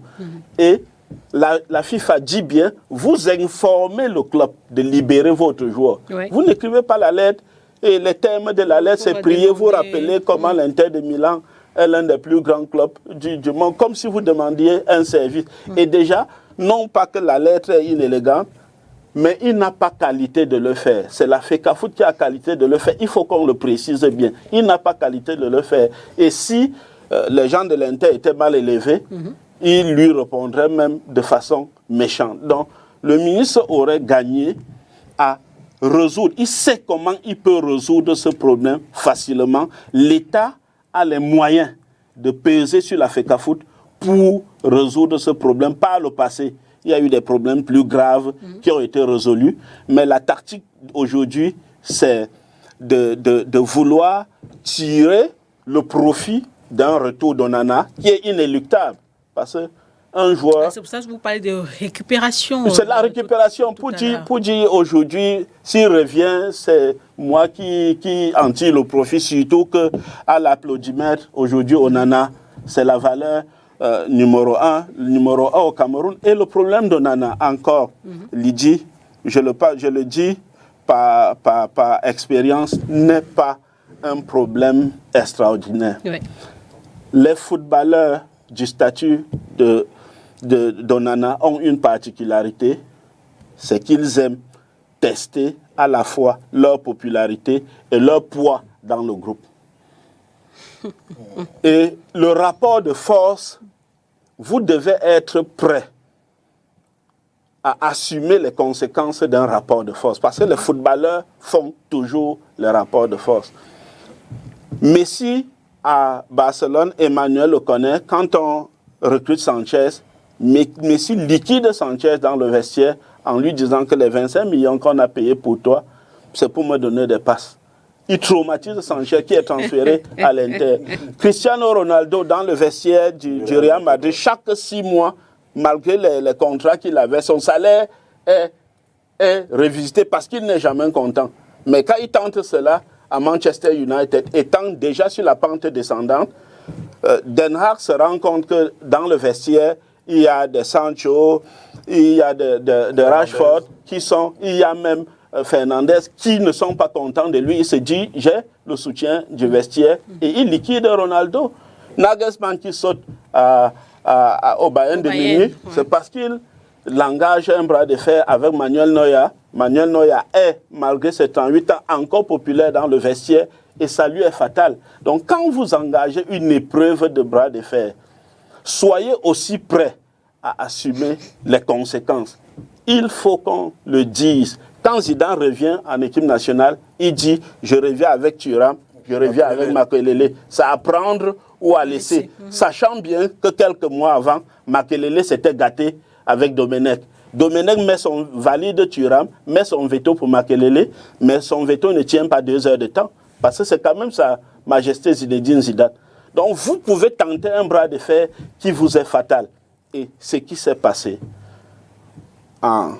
au Qatar, c'est qu'André Onana, pourquoi, vous savez, j'aime toujours expliquer les choses. Qu'est-ce qui se passe? C'est que pendant la Coupe d'Afrique des Nations au Cameroun, André Onana, pendant une conférence de presse et de façon presque fortuite, dit aux journalistes, si vous voulez tirer, ne tirez plus sur mes jeunes cadets, vous vous rappelez Lydie, si vous voulez tirer, tirez sur Aboubakar, tirez sur moi. C'est le début de la prise de pouvoir. Quand on arrive à Doha, qu'est-ce qu'il se passe? Vincent Aboubakar, qui est le capitaine de la sélection, est relégué sur le banc. Que vous le vouliez ou pas, l'autorité baisse. Nkoulou, qui était pressenti pour être capitaine, n'est plus le Nkoulou que l'on connaît. Le charisme baisse. Choupo-Moting n'est pas reconnu pour être le capitaine autoritaire, c'est plutôt un silencieux. Sur le stade contre la Suisse, on en apprend le pouvoir. Ça veut dire à un moment, par la voix, par son jeu et par sa gestuelle même sur le stade, il relègue Castelletto Nkoulou derrière lui. C'est lui qui prend le pouvoir. Et à la fin, les journaux italiens, allemands, tout, quand on veut sortir un joueur camerounais du lot, c'est Onana. Ça lui donne le statut de quelqu'un qui peut dire ce qu'il pense. Sauf que quand vous dites ce que vous pensez et que vous critiquez certains choix de l'entraîneur, je dis ce qui pour moi est légitime. Soyez prêts à un moment quand vous allez à l'affrontement d'assumer les conséquences qui peuvent vous être fatales.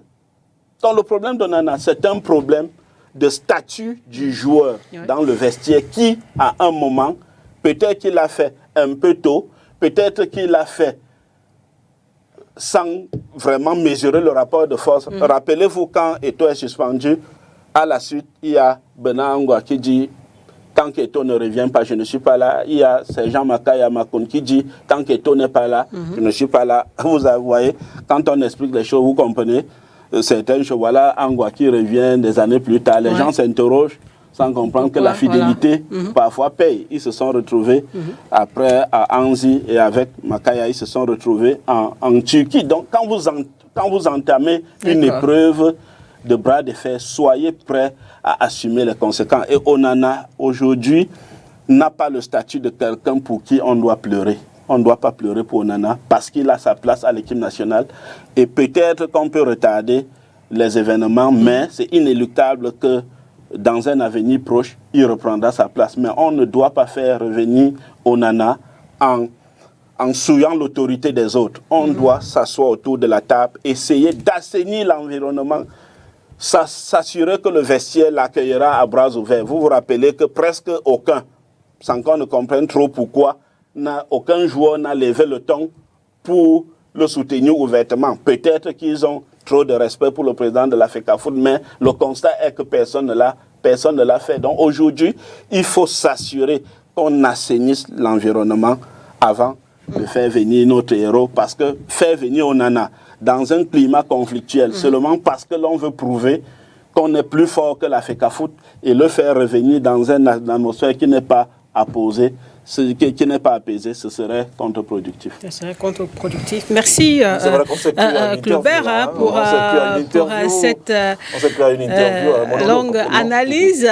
Tchadja Femba, vous avez écouté Emmanuel Marot tout à l'heure, vous avez écouté également Claubert il y a un instant. La solution pourrait passer par là d'abord, c'est-à-dire assainir quand même l'environnement sur le plan national, donc voir avec le coach Rigobert Song, voir avec le président de la Fédération camerounaise de football et voilà, afin de créer quand même un environnement favorable au retour d'un joueur comme André Onana. Lydie, pour répondre à votre question, je veux partir sur une analyse, sur un angle que peut-être beaucoup n'ont pas vu. Il est avéré et admis qu'Onana c'est un très grand gardien, mais nous parlons de l'équipe nationale du Cameroun. Il ne faudrait pas aussi oublier que en sélection nationale, c'est l'un des gardiens qui a le plus encaissé. Il ne faudrait pas qu'on oublie. En sélection nationale, permettez-moi, je vous ai écouté tous deux là, je n'ai même pas parlé. Je vous ai écouté religieusement. Je n'ai même pas parlé. Non, vous savez pourquoi je parle avec mais Emmanuel, on se comprend, non? Vous êtes dans le foot. Mais permettez-moi de dire un mot. Je vous ai laissé au moins 20 minutes parler là. Vous deux, vous avez fait 12 minutes, 8 minutes. Là, on a fait au moins 12 ou 17. Moi, je te laisse. Voilà, donc permettez-moi de dire mes bêtises. Sauf qu'on est des amis, on se connaît depuis. Je ne permettrai pas que vous disiez des bêtises. Mais c'est un fait. Parce que vous connaissez le foot. Quelqu'un qui est à la maison, non, je permets.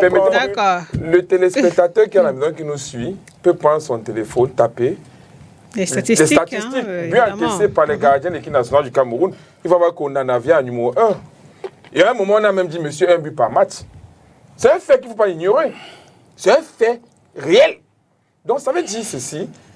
La fédération aussi peut avoir cette posture de dire on peut s'en passer de Onana, bien qu'il soit le meilleur gardien du monde. Moi, je dis bien Onana, c'est le meilleur gardien du monde. Mais en sélection nationale, on n'a rien gagné avec Onana. Il ne faudrait pas. Je vous rappelle que cette discussion est née. Pour le moment. Cette discussion est née en 2017.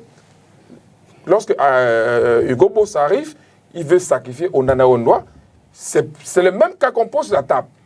Et on fait le choix, on doit gagner la Coupe d'Afrique. Non, je vous rectifie. Non, permettez-moi. En 2017, André Onana, justement, sous les ordres de Van der Sar, a choisi l'Ajax d'Amsterdam. C'est pour cela qu'il ne vient pas en sélection. Il le dit à Hugo Bross. Il est venu, il était au bas de touche. Je préfère l'Ajax. Et c'est pour cela qu'on jouer. On vous a compris, Emma. Il faut restituer les faits. C'est pas qu'on fait le choix. Il n'y a pas de choix à faire. André est le meilleur. meilleur. Sauf qu'en 2017, lui-même, il vient en gentleman dire à Hugo Broos, ben, je préfère Ajax parce que justement, j'ai ma place. Mais n'ayez pas la mémoire courte. On va permettre à Tchadia de est-ce que vous êtes saviez que Onana a été au banc de touche devant Ondoa? Ah oui, il y a quelques matchs. C'est après répétition du banc de touche qu'il décide de partir de sélection. Non, il avait choisi l'Ajax. Il avait choisi l'Ajax. Oui, c'est votre argument. Mais je vous dis donc qu'on ne l'a pas amené. Allez-y, c'est vous qui avez la parole. Je veux donc dire ceci. Depuis qu'Onana est dans cette sélection, on n'a pas eu un titre. On a beaucoup encaissé avec Onana. Ça, c'est un fait. Ça ne remet pas en cause ses compétences de grand gardien du monde. Ce n'est pas le premier cas dans l'équipe nationale du Cameroun. On a eu avec Songo, il y a eu un Bouka, peut-être vous s'en ignorez. Songo, meilleur gardien d'Espagne avec la Corogne. Mais en 2000 au banc, en Coupe d'Afrique, Ayun Bouka est remplacé en Turquie, je crois bien. Ce n'est pas le premier cas. On a eu avec Ander William. On a eu Ander William et Ayun Bouka. C'est des cas légion au Cameroun. On a eu avec Guy Carlos Kameni et je crois Soulemanou, qui est titulaire en Turquie, et à Kameni est encore après les Jeux Olympiques. Donc c'est les cas qu'on rencontre tous les cas dans cette sélection. On peut être meilleur gardien dans son club et en équipe nationale, on ne gagne pas. Et ça pose problème. Ça veut dire que le sélectionneur à un moment peut aussi penser qu'on peut s'en passer d'Onana. Ce qui n'est pas forcément ce que nous souhaitons. On a eu les mêmes cas. On a eu Jérémy qui était titulaire dans les Lions sans club. Mais il y avait les gars titulaires qui étaient au banc de touche. Donc c'est pour dire que l'esprit de l'équipe nationale n'est pas forcément l'esprit des clubs. On a eu des moments, même Samy Eto'o, ça s'est posé, qu'en club, il fait des bons résultats, mais en sélection, on ne reconnaît pas le Samuel. Et à un moment, les Camerounais étaient pour dire que mettez-le au banc. Il y a eu des matchs où on dit qu'on peut s'en passer Eto'o. Donc, c'est une mentalité camerounaise, parce que l'équipe nationale, on veut les titres. Onana, la preuve, regardez la Coupe du Monde. Il a les 2 derniers matchs, il n'a pas joué, on n'a pas eu une prestation aussi bête. OK? On n'a pas eu un résultat. Le premier match, on a perdu, on ne joue pas les 2 derniers matchs, on prend 4 points. Donc c'est les faits. Ça peut aussi pousser le décideur à dire je peux m'en passer d'Onana et parce que les résultats sont à mon compte. Maintenant, comment faire pour s'en passer d'un gardien qui a un talent extraordinaire? Parce qu'on en a fait plaisir à tous les Africains lorsque vous voyez Onana jouer. Il faudrait qu'Onana se donne des arguments pour nous convaincre qu'en sélection nationale, il doit nous remporter des titres. Il doit moins encaisser. Qu'il doit s'écarter des faits divers. Prendre de l'autorité, comme vous dites, Claubert, se sentir leader, ce n'est pas les résultats. On ne s'autoproclame pas leader d'une sélection. On arrache sa liberté de par les résultats. Vous avez vu les champions d'Afrique de 2017. À un moment, on arrachait leur liberté, leur autorité de par les résultats. C'est comme ça. Vincent Boaka, malgré son âge, malgré tout, c'est pas les résultats. Actuellement, c'est le meilleur buteur en activité des Lions. C'est l'un des rares joueurs qui, à peine il sort d'un match sans marquer, quand il regarde les statistiques de Vincent Boaka, il peut parler d'autorité dans ces Lions. C'est qu'on a reproché la même chose qu'on a reproché à Choupo-Moting, qui fait des prestations excellentes en sélection, en club, mais en sélection, on n'a pas senti ce même esprit de Choupo-Moting. Donc, il faudrait aussi regarder sur cet angle. Ce n'est pas parce qu'on déteste Onana, qu'on aime ou on n'aime pas, mais ce sont les faits. Quand on prend les statistiques, Onana a joué combien de matchs dans les Lions? Il a encaissé combien de matchs, combien de buts? Onana a joué combien de matchs? On a gagné quel titre? Onana a joué les matchs. On est arrivé où? Vous croyez que c'est aussi plaisant? Regardez Messi quand il a remporté la Coupe du Monde. Mais c'est le plus gros cadeau qu'il puisse avoir de sa carrière. Et il a remporté tout en club. Messi a pris tout. Regardez Cristiano Ronaldo lorsqu'il prend la Coupe d'Europe. Regardez son comportement. Mais Cristiano Ronaldo en club a tout pris. Mais lorsque vous ne réussissez pas en sélection, ça donne un goût inachevé. Il faut donc trouver les éléments et les arguments pour pouvoir réussir en sélection, pour que vous ne permettez pas aux personnes qui sont en face de vous de leur faciliter la tâche pour pouvoir vous couper la tête. Voilà. Oui, je voulais dire à Tchadia qu'on peut avoir des statistiques qui sont justes, mais en faire une mauvaise analyse. Dire qu'on en apprend beaucoup de buts, je ne sais pas si c'est le gardien camerounais Horacio qui encaisse le plus, mais je le lui concède. Quand vous avez un jeune gardien comme André Onana, qui lorsqu'il part de Barcelone, un grand comme Zibi Zareta lui dit c'est une erreur, ne pars pas car tu es l'avenir de Barcelone. Il dit non, vous ne pouvez pas dire que je suis l'avenir de Barcelone et vous faites venir Ter Stegen. Il décide de partir à l'Ajax. En quelques années, il s'impose à l'Ajax. Il va à l'Inter, rencontre Andanovic. Emmanuel a rappelé qui était Andanovic dans le vestiaire de l'Inter. Il y trouve comme capitaine et en quelques semaines, il le détrône. Donc, si avec votre équipe nationale, vous encaissez beaucoup de buts, deux choses peuvent expliquer cela. Soit le système qui est joué dans votre équipe nationale ne vous permet pas d'exprimer la plénitude de votre talent, ou alors vous levez le pied. Mais connaître André Onana et l'amour qu'il a pour son pays, je ne pense pas qu'il puisse volontairement lever le pied. Donc on doit interroger les entraîneurs d'André Onana successifs à l'équipe nationale du Cameroun qui ont un gardien de sa classe et n'arrivent pas à le mettre dans les conditions adéquates pour donner le meilleur de son rendement au Cameroun. Donc ce n'est pas André Onana qui doit être fautif, parce que quand on atteint le niveau qu'il a atteint, cette constance, atteindre les demi-finales de la Champions League, on l'oublie parfois déjà avec l'Ajax, ça ne peut pas être le fait du hasard.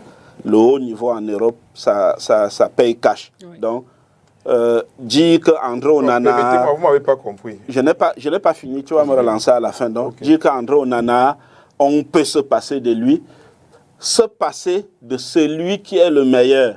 Ça veut dire, si à l'échelle de notation, vous donnez 10 à André Onana, ceux qui le suivent, c'est avec trop de gentillesse qu'on leur donne 4.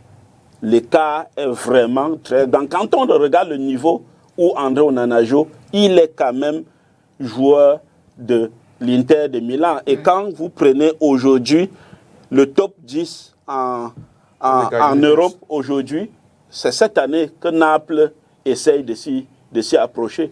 Pourtant, l'Inter, depuis des années, est dans le top 10. Donc, il est, avec Choupo-Moting aujourd'hui, le seul joueur camerounais qui, sur les 10 dernières années, peut prétendre être en train de jouer dans un club qui appartient au top 10 en Europe. Donc, si ce genre de joueur, vous ne le mettez pas dans les conditions idoines pour pouvoir vous donner le meilleur de lui-même, vous ne pouvez pas l'accuser et dire que non, il ne faut rien, on peut se passer de lui. Dire qu'on peut se passer de lui, non. Je dis, quand vous dites, Tchadja, qu'on peut se passer de lui parce que c'est d'ailleurs quelqu'un qui encaisse trop de buts, je dis, à mon humble avis, c'est une fausse analyse parce qu'on doit plutôt interroger les systèmes. Il a pris l'exemple de Messi. Mais qu'est-ce qui se passait? On avait des années où on avait Kun Agüero à l'équipe nationale.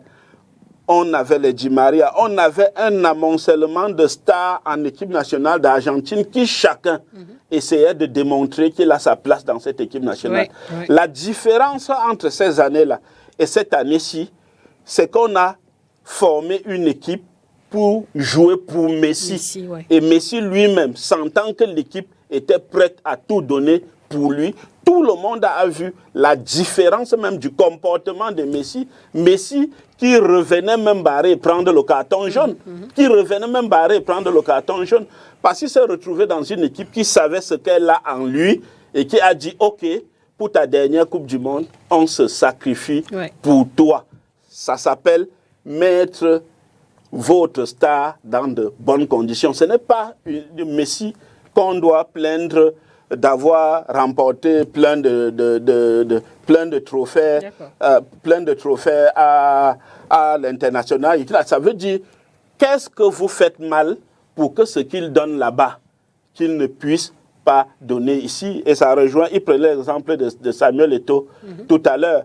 À l'Inter, il jouait d'abord avec Deco, qui à son temps était le meilleur passeur. Après Deco, Ronaldinho, qui à son temps était le meilleur joueur du monde, qui lui faisait 26 passes par match.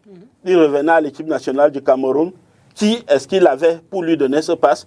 Et pour nuancer ce qu'il a dit, il a quand même fini avec le plus beau palmarès pour les joueurs individuels de l'histoire du football camerounais, et il en est le meilleur buteur. Donc ce n'était pas si mauvais que ça, mais vous devez interroger pourquoi ce qu'il donne ailleurs si bien il ne peut pas vous donner, ne pas l'accabler. Donc je répète l'argument de dire que non, il encaisse trop, même les Passy peuvent faire mieux.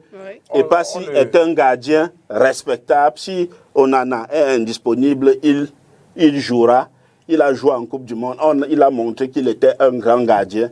Mais à l'honnêteté, il convient de répondre que les deux ne boxent pas dans la même catégorie. Tout à fait. Je vais repréciser quelque chose. Oui, juste une seconde. Puis Emmanuel va réagir. Non, vous n'êtes pas figurant. Non, je veux juste faire une précision sur le plan technique. Ok. En sélection nationale, on ne recrute pas les joueurs comme en club. Quand vous dites que l'équipe nationale doit s'adapter au jeu d'Onana, vous ramenez Onana en club comme en sélection nationale. Vous allez voir, vous avez une organisation en club. Quand vous venez en sélection, c'est une organisation différente. Il faudrait qu'on soit d'accord. Donc c'est vous qui devez vous adapter à l'organisation de la sélection et non la sélection qui doit forcément s'adapter à votre organisation. Ça veut dire ceci. L'Inter peut dire, je veux un défenseur qui va jouer bien du pied pour compenser, qui va bien jouer de la tête. Il va, il l'achète, il le ramène. La sélection camerounaise ne va pas dire, je veux créer un joueur qui a le profil des défenseurs de l'Inter. Là, ce n'est pas, moi je ne pense pas que c'est comme ça que ça fonctionne. Donc, non, je vous dis, ce n'est pas comme ça que ça fonctionne. Non, vous faites erreur. Finissez, je vais vous expliquer. Je vais vous dire que, Finissez, quand vous êtes dans une sélection nationale, ok, vous ne recrutez pas les joueurs qui vous plaisent forcément à l'instant T que vous les utilisez. On est d'accord sur ce principe. Vous pouvez préparer ces joueurs pendant une période, peut-être dans 3-4 ans les avoir. Mais à l'instant T que vous avez un joueur comme Onana, vous avez des joueurs comme des profils que vous voulez les greffer pour mettre ensemble. Chacun amène de sa part, de son expertise, pour épouser la philosophie du jeu que l'entraîneur va mettre sur pied. Et l'entraîneur met une philosophie en fonction des éléments qu'il a sur la main. Il ne va pas baser sa philosophie rien que sur Onana. Onana ne joue pas avec 11 joueurs. Onana, à côté d'Onana, il y a 10 autres joueurs. Donc il faut trouver une formule qui permettrait que ces 11 joueurs puissent former un groupe et puissent élaborer un jeu pour qu'on encaisse moins, pour qu'on gagne des titres, pour qu'on remporte. C'est pour ça que vous avez vu la sérénité de 2017 de Gobos, vous avez vu la sérénité des années 2000, parce qu'à un moment, on a constitué un groupe. Dans ce groupe, on n'a pas forcément vu des talents exceptionnels individuellement. Tout le monde à l'individuel s'est mis au service du groupe et c'est le groupe qui gagne. Dit qu'il faudrait que, comme on en a joué bien du pied, qu'on cherche les défenseurs qui jouent mal du pied, comme on a joué un bon relance, qu'on cherche les défenseurs. Non, c'est pas évident. C'est pas évident. Ça, c'est une préparation qui peut se faire dans 4, 5, 6 ans, 8 ans. Mais à l'instant qu'on veut jouer là, si tu permets, Emmanuel, excuse-nous, il m'a relancé que je lui réponde rapidement. Parce que Emmanuel doit absolument réagir. 2 minutes, merci, je lui réponds. C'est beaucoup, hein? Non, une minute, je lui réponds. Que ce soit l'équipe nationale ou le club, ce que l'on recherche, ce sont les résultats. C'est clair. Et on a ce qu'on appelle les lignes. Vous avez la ligne défensive avec le gardien qui en est le patron. Vous avez l'organisation au milieu de terrain. Vous avez l'attaque. Il y a une interaction entre ces lignes-là. L'entraîneur doit savoir qui sont ces joueurs et que peuvent ces joueurs. Quand vous faites venir un Zinedine Zidane pour la Coupe du Monde en 2006, quand Zidane dit « j'ai besoin de Makelele », c'est parce que Zidane sait que dans la récupération, il n'est plus le Zidane de 98. Et que Makelele, dans la récupération, va l'aider à limiter son travail défensif. C'est ce que je dis, quand vous avez un grand joueur, que ce soit en équipe nationale ou en club, vous bâtissez l'équipe autour de lui. Et pour prendre l'exemple précis d'Onana, le gardien, c'est le patron de la défense. Ça veut dire, si vous voulez former une défense, non seulement vous regardez la complémentarité des défenseurs entre eux, mais vous jetez un coup d'œil aussi pour voir s'ils sont complémentaires avec le gardien de but qui en est le patron. Il a quand même son mot à dire par rapport à cela. C'est ce que je dis. Quand vous faites une équipe vous devez savoir quel est le rapport de force dans votre équipe. Si votre leader technique au milieu de terrain, c'est Zambo Anguissa, et vous-même vous dites que c'est mon leader technique, vous devez l'entourer des personnes qui facilitent son jeu. Parce que s'il est dans le bon tempo, il apporte un peu plus que les autres. Ça, c'est le b.a.-ba quand on est entraîneur. Savoir qui sont tes leaders dans toutes les lignes et les mettre dans de bonnes conditions. Est-ce qu'il y a une différence club ou équipe nationale? C'est comme ça. D'accord. C'est comme ça. D'accord avec quand même tout ce qui s'est dit. Ouais, j'avoue que Claubert dit des choses pertinentes que je partage, en partie d'ailleurs. Peut-être pas totalement, évidemment. Il dit des choses assez sympathiques. On sent un vécu. Mais après, permettez-moi, à l'occasion faisant le round, on va rappeler que André Onana, dont on parle en ce moment, a permis à l'Inter de se qualifier pour la finale. Il a fait un clean sheet. Nul n'a contesté cette performance internationale et nul n'a pas contesté. Ça, c'est l'actualité. C'est l'actualité. Elle est récente, elle est brûlante. Donc, à Giuseppe Meazza, devant 80 000 personnes. Et c'est là où je rejoins ce que Claubert dit. André, il n'est plus, il n'est plus avec les autres, évidemment, je préfère pas les citer. Voilà, il n'est plus dans la même assiette, en toute honnêteté. Donc, 80 000 personnes, il s'est qualifié pour la finale.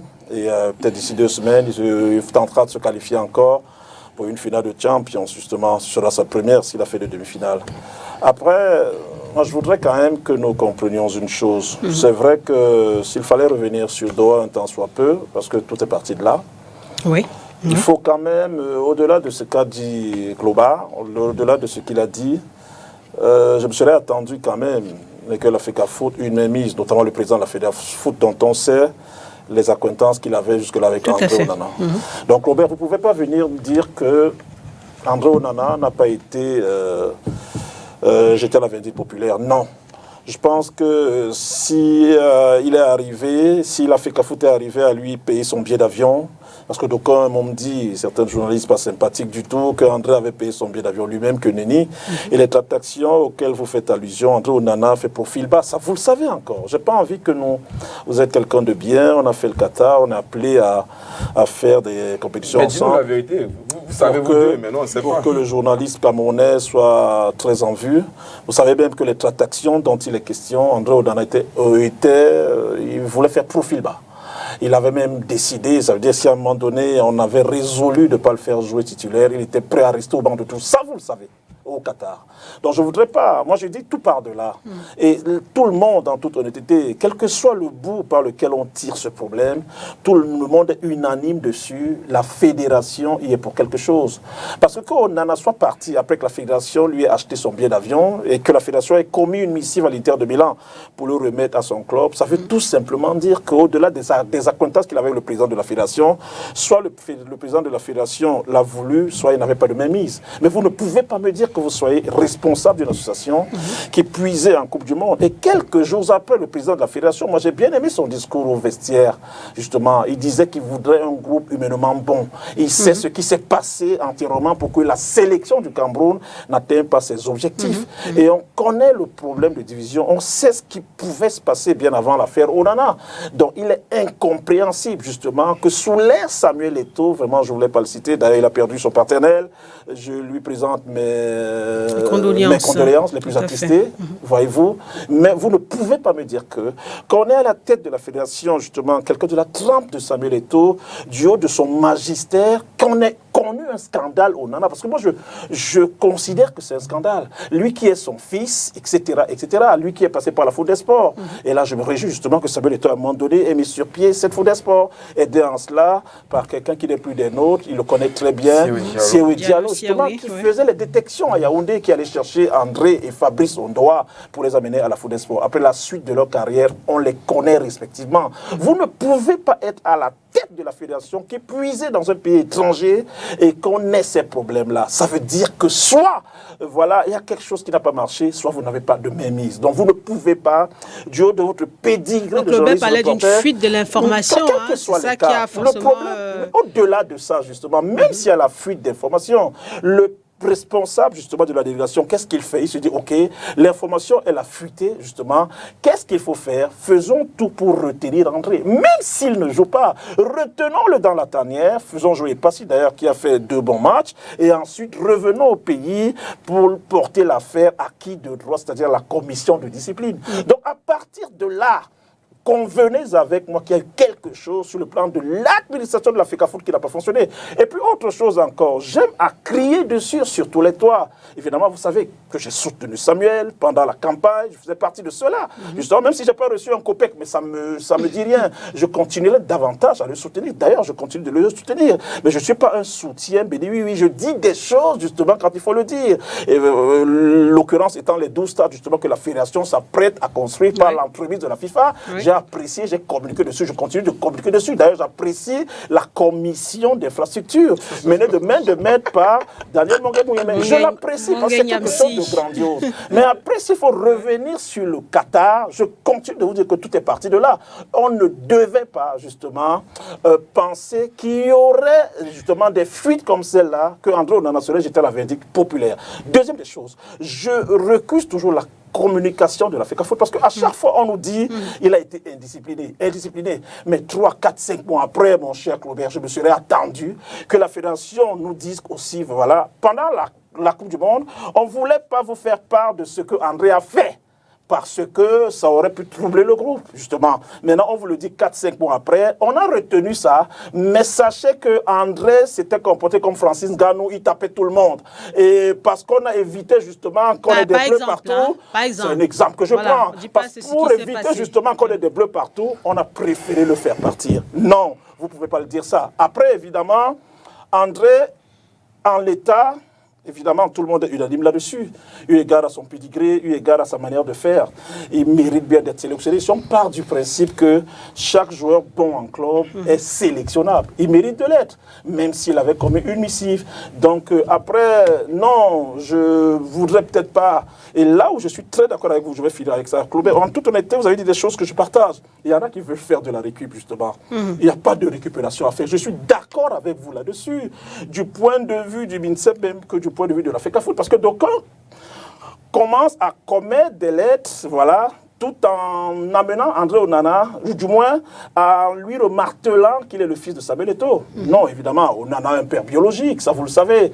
Mais Samuel Eto'o, par l'entremise de la Fondé Sport, a joué un rôle hyper important. Ça, je vous le dis. Et André Onana, à chaque fois qu'il lui échoue l'honneur sur un plateau télé, quel que soit le support médiatique, il lui sait gré à Samuel Eto'o, justement, d'avoir permis que par le truchement de Diallo Sewe, qu'on a le chercher à Yaoundé pour la Fondé Sport et la suite, on la connaît. Il s'est gré. Mais il y en a maintenant, justement, et je me suis réjoui que vous parlez de récupération, qu'il y en a qui veulent faire une sorte de lavage de cerveau à André pour lui faire comprendre que non, Eto'o est votre fils. André le sait. André sait ceux qui l'ont aidé. André sait ceux qui lui ont mis le pied à l'étrier. André sait également ceux qui lui en veulent. André sait également, justement, ceux qui, justement, semblent lui mettre des bâtons dans les roues. Il le sait. Mais où je suis d'accord, je vais chuter par là, pas de récupération, parce que s'il est acté et dit sur le plan spirituel, et là je convoque Dieu Tout-Puissant, l'Éternel des armées, que André reviendra en sélection, quels que soient les cas, il reviendra en l'état. Il fait briller le Cameroun,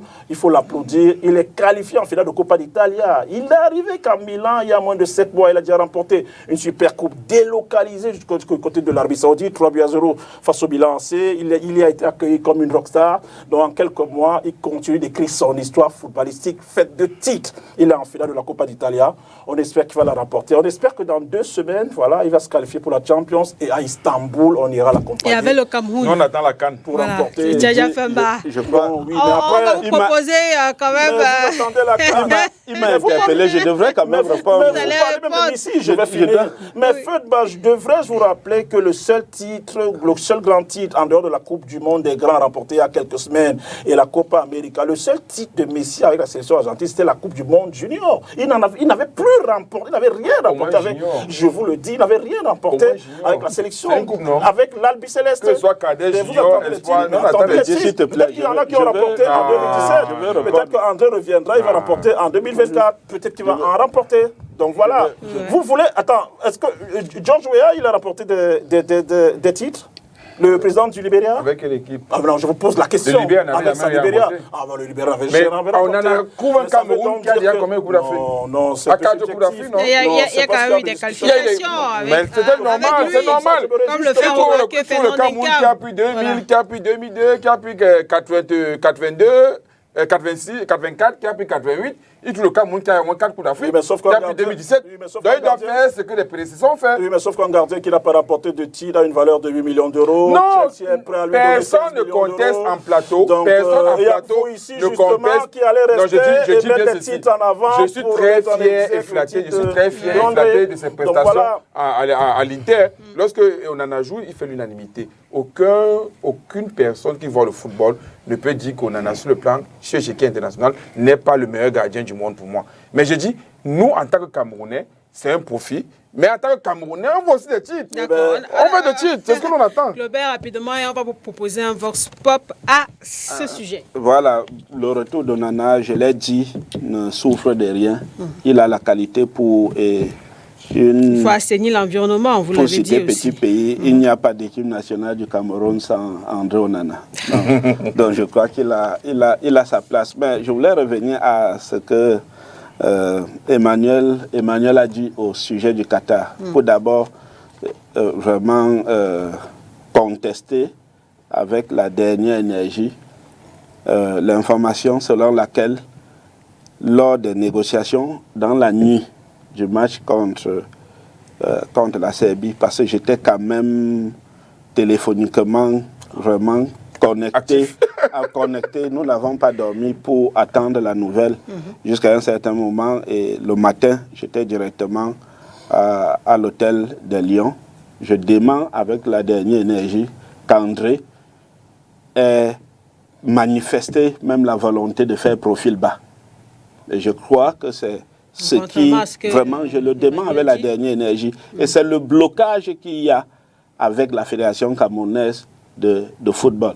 Je dis à tort, moi j'ai dit aujourd'hui qu'on ne doit pas accabler André parce qu'il n'a rien fait qui ne soit ce qui se passe tous les jours dans les équipes de football. Les joueurs sont capricieux. Plus est quelqu'un qui, après le match contre la Suisse... Qui s'autoproclame leader. M'a pas s'autoproclame, c'était un leader. Non, c'était un leader. Et après le match contre la Suisse, il était quand même le joueur qui avait la meilleure note. Et en tant que gardien de but, qui est un poste assez spécial, c'est compréhensible qu'il ait son mot à dire. Donc sur ce plan, je ne l'accable pas. Je dis simplement que d'expérience, je sais quand vous engagez une mutinerie, soyez prêts à assumer les conséquences. Et André montre aujourd'hui qu'il copie l'exemple de ses dévanciers parce que quand vous regardez la presse camerounaise aujourd'hui, il a beaucoup de relais dans la presse camerounaise. Ça veut dire qu'il fait vraiment comme ses aînés avant faisaient. Donc ce n'est pas vraiment l'enfant naïf pour qui il faut verser des larmes. Il sait exactement ce qu'il fait. Vous avez vu la pichenette, il le disait tout à l'heure, avec laquelle il a contourné la commission de l'homologation et des disciplines en prenant l'avance sur eux et en annonçant sa retraite internationale. Et une autre chose où je vais donner un son de cloche différent de ce qu'Emmanuel a dit, c'est celui du motif. Oui. Le motif qu'on a donné, c'était l'indiscipline. Maintenant, il revenait... À quoi exactement Non, ce n'était pas à se communiquer de dire à quoi ça renvoyait, non. Ce n'était pas, non. C'était... Je vais expliquer. Non, ce n'était... Non. Je vais vous expliquer. Je vais vous expliquer. Il y a des précédents. Pourquoi vous faites ça? Laissez, je vais vous expliquer. On dit d'abord indiscipline. Ce n'est pas au secrétaire général de la FECAFOOT de dire tel est le motif. Il y a des commissions compétentes. Il est maintenant convoqué devant la commission d'homologation et de discipline. On l'entend et on fait un compte rendu dans lequel il est maintenant détaillé. Rappelez-vous après le Marrakech Gate, avant qu'on ne convoque le président actuel de la FECAFOOT, les motifs qu'on évoquait, à la fin on s'est rendu compte que ce pourquoi on le convoquait devant la commission n'avait rien à voir avec le vox pop qu'on faisait au quartier. Donc, vous revenez devant la commission et c'est à la commission. Or, la commission n'a jamais siégé dans son cas parce que tactiquement, il a pris de l'avance et il a pris sa retraite internationale. Et à partir de ce moment, personne n'était qualifié pour de lui parce que vous pouvez... Il n'est plus éligible à la convocation. Vous pouvez donner une raison, la commission le juge et vous dédie. Oui, mais sauf que le secrétaire général n'est pas un organe juridique de la Fédération camerounaise de football. Mais après, on en a le cas d'indiscipline qui a été constaté pendant que le président de la fédération était au Qatar, pendant que le manager sélectionneur, et peut-être pas les membres du conseil de discipline. Donc certainement, ils leur ont pondu un rapport, ils leur ont commis un rapport, fut-il verbal, justement. Donc ils auraient pu communiquer sur la nature. Non, ils n'ont pas le droit de communiquer. Ils n'ont pas le droit. Il y a une commission. Ben, Emmanuel, il y a une commission. Tu parcours les stades, tu connais le football. Non, il y a une commission. Tu as parlé de ta proximité avec Onanas, donc ce n'est plus un secret de polichinelle. Ça ne doit pas te faire biaiser ton analyse. Non, il y a une commission qui siège et qui... En ce domaine, le poste de la fédération a respecté le process. Non. Et il a pris de l'avance et il a pris sa retraite. Il n'est plus éligible. Il n'est plus éligible, il va être convoqué. Au cas où il devrait revenir en sélection, il le fait comme ça, sans qu'on ne sache ce qui s'est exactement passé. Il lève son arrêt, son arrêt international parce qu'il a fait communiquer pour sa mise en disposition des sélections internationales. Il va d'abord lever cela. Et s'il lève, maintenant la commission va voir s'il est dans les délais de le convoquer pour le traduire. Et après cela, on va l'intégrer. C'est ça le process. L'entraîneur a dit que les portes sont encore ouvertes. Ça a dit que les portes sont ouvertes. Comprends qui comprendra. Ça veut dire que Emmanuel sait ce qui fait blocage entre André Onana et l'entraîneur ou la fédération. Oui, il le sait. Et il ne le dit. Il sait ce qui fait blocage et il sait pourquoi le ministre fait irruption dans la chose pour faire la récupération. Il sait très bien. Donc, ne tournons pas autour du pot. Je dis, c'est un problème simple, mais un problème qui est devenu un problème d'ego. D'ego, parce que de l'autre côté, on dit au plus haut de ton piédestal de meilleur gardien du monde, tu n'en demeures pas moins notre fils et tu dois te rabaisser pour revenir en sélection. Et lui, il estime qu'il n'a pas besoin de cela. On a besoin de lui parce qu'il est incontestable. C'est les égos des footballeurs. Mais je dis, quand vous engagez une mutinerie, soyez sûr. Problème d'ego. C'est la plus belle question que vous ayez à me poser depuis qu'on fait les émissions. On a fait les émissions depuis 2-3 ans. C'est la plus belle des questions que vous m'avez posées. Mais quand vous voyez André Onana, moi j'ai la veine de le côtoyer. Et quand il revient au Cameroun, vous savez comment il se comporte? Il va dans les bénétariats, il trempe sa main. Quand André Onana revient, permettez que je vous dise des choses. Mais il n'a rien de formel, c'est sa vie privée. C'est sa vie privée, ça n'a rien de formel. Il va jouer au foot au quartier. Oui, mais c'est à moi qu'on a posé la question. C'est à moi qu'on a posé la question. Laissez Emmanuel répondre. Tous les gars, ils venaient jouer dans les 2-0 dans le quartier. Makoun jouait partout. Tchaya Femba, permettez qu'Emmanuel réponde. Quand André Onana s'amène au Cameroun, justement, il va dans la boue. Il va jouer dans le champ. Quand André vient, il va donner les coups de main comme entraîneur de gardien aux filles, etc. et même aux jeunes. Quand André Onana vient, il est à même des fois de monter sur une moto qu'on appelle communément Bensikin. Quand quelqu'un, du haut de son piédestal, justement, en arrive à descendre et à changer comme ça sans crier gare, je vous renvoie la question de savoir si c'est quelqu'un qui a un ego surdimensionné. Je vous renvoie cette question, André Onana. Il est dans une fratrie où il est le dernier, voyez-vous. Il peut arriver justement qu'on lui demande de faire certaines commissions. Il les fait. Moi, je le côtoie, je vous dis la vérité. Maintenant, que vous jugiez qu'il est quelqu'un d'égo, qu'il a un égo surdimensionné, je dis non. André, s'il avait un égo surdimensionné, vous vous rendez compte, il ne monterait pas sur les motos, il n'irait pas faire ce qu'il fait. Je le dis avec la dernière... Non, c'est sa vie privée là-bas. Emmanuel, c'est sa vie privée. C'est du hors-sujet. C'est pas du hors-sujet. Ce n'est pas de ça qu'on vous proposez de regarder ce Vox Pop. Que pensent les fans de football par rapport à cette actualité? Attendez, les dernières actualités d'Onana, c'est quoi? André Onana a toujours démontré ses performances. Si Inter de Milan demande à ce qu'il revienne, comme tout bon Camerounais, je serais très content de le revoir dans la tanière des Lions indomptables du Cameroun. Vu l'espoir que les gens ont reposé sur lui, je crois que Onana pourrait accepter de revenir et nous serons contents de le revoir parmi nous. Sauf si son orgueil pourra prendre le dessus. Mais je sais qu'il aime son pays. Il n'avait pas démissionné pour rien, c'est parce qu'il avait demandé quelque chose et on n'a pas accepté. Mais pour l'amour de son pays, il va revenir. J'ai confiance. Par rapport à ça, c'est une très bonne chose. Moi, j'ai beaucoup sollicité le gardien Onana, parce qu'il évolue très bien dans son club Inter de Milan. Et vraiment, il n'est pas si aussi, c'est un très bon gardien. Mais il n'a pas l'expérience comme André Onana.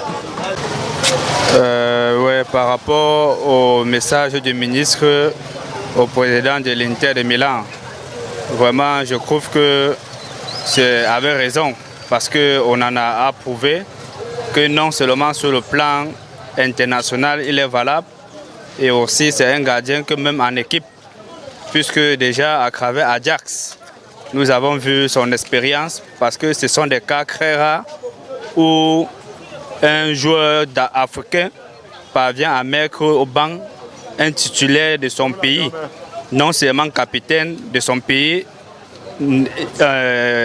Pays-Bas, et il est aussi dans son club d'origine, mais un migrant vient le remplacer et soit titulaire devant lui. Donc vraiment ça prouve que sur le plan de la formation du blanc, on en a approuvé qu'il est valable.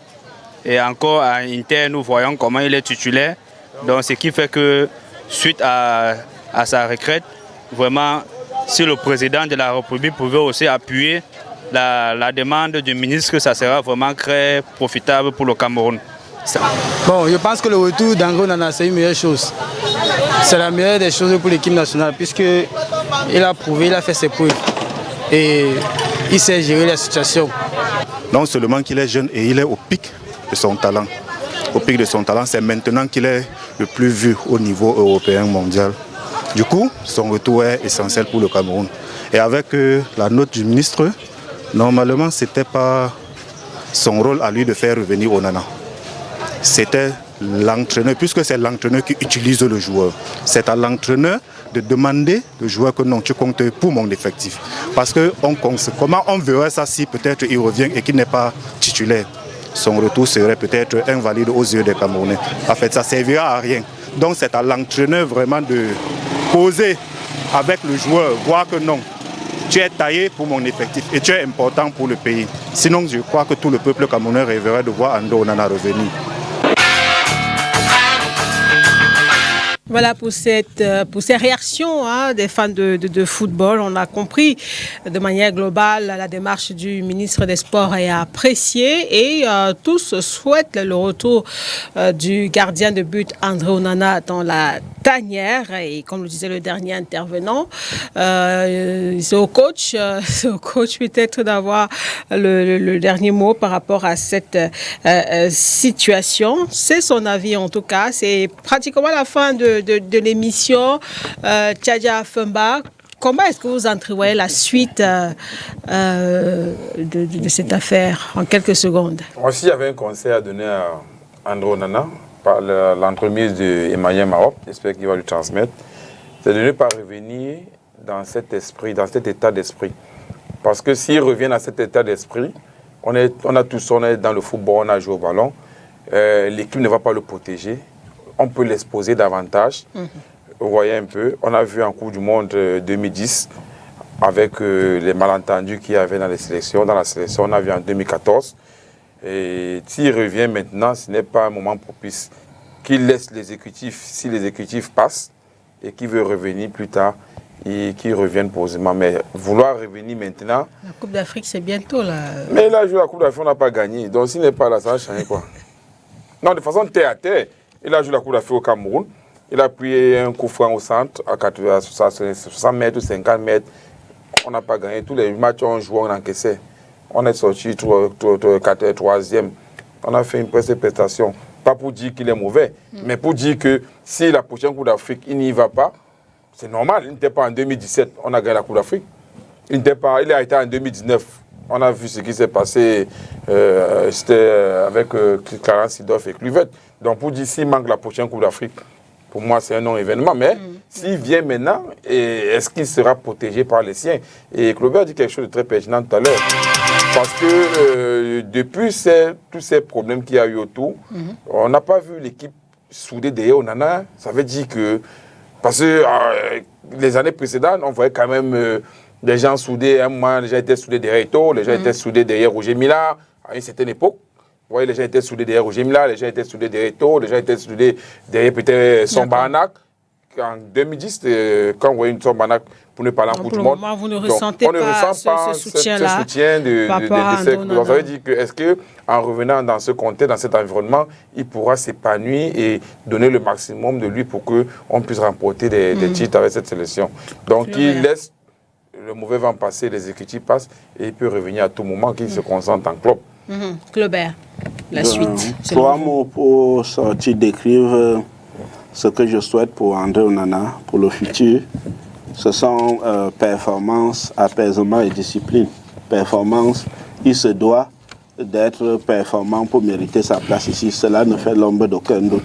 Il est au-dessus de la performance. Apaisement, pour aider Onana, il faut vraiment un environnement apaisé pour qu'il vienne donner ce qu'il donne tous les jours avec l'Inter. C'est notre fils et mieux que quiconque, nous méritons de bénéficier de son savoir-faire. Discipline, bien qu'il soit grand et même très grand, il doit savoir qu'une équipe de foot a ses règles, une équipe de foot a ses patrons. L'entraîneur, c'est le patron technique de l'équipe. C'est à la Fédération camerounaise de football ou à l'État du Cameroun associé à la Fédération camerounaise de football de décider si l'entraîneur a l'étoffe de la fonction. Mais à partir du moment où l'entraîneur est là et qu'il est une institution dans l'équipe nationale, on doit le respecter et même les joueurs les plus grands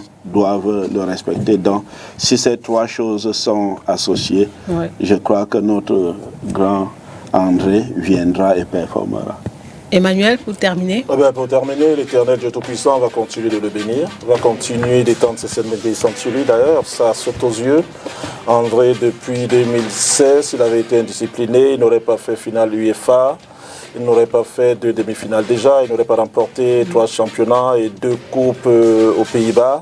Il n'aurait pas qualifié l'Inter pour la finale, il ne serait pas en demi-finale de Champions. Quand on est indiscipliné quand même, pour un gamin de 27 piges, il faut le faire, il ne faut pas parler de discipline. Après, il faut peut-être parler d'incompréhension, d'incompatibilité d'humeur, on ne peut pas parler de discipline. Maintenant, l'Éternel le bénit et au sortir de sa Coupe du Monde, dans les conditions que l'on sait, il brille, il va crescendo, il va continuer d'aller. Et ce que sait faire André Onana, c'est jouer au foot. Il le démontre avec l'Inter de Milan, il va certainement le démontrer avec un autre club à coût de millions d'euros. Mais si l'équipe du Cameroun a besoin de lui, c'est un républicain, il ne se met pas à dos toute la population, il vient, j'ai envie de dire, en courant. Voilà. Après ça, on a envie de dire Amen. Hein. C'est la fin de l'émission. C'est la fin de l'émission. Merci à Claubert et Emmanuel Mahop qu'on a retrouvé beaucoup de plaisir. Tchaja Femba, toute l'équipe technique, Landry Yossa, Zipierre, Adonis Yamen, Yvonne Amougou au maquillage, amis sportifs. Merci de nous avoir regardés. À la semaine prochaine. Au revoir.